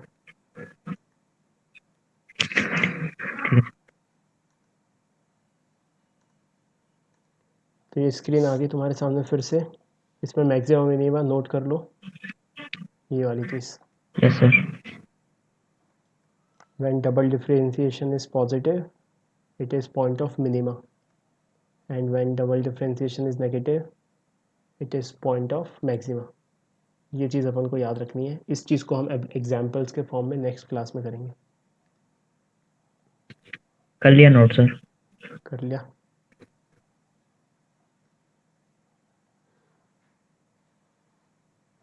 ठीक है, ख़त्म करते हैं आज की क्लास यहीं पे।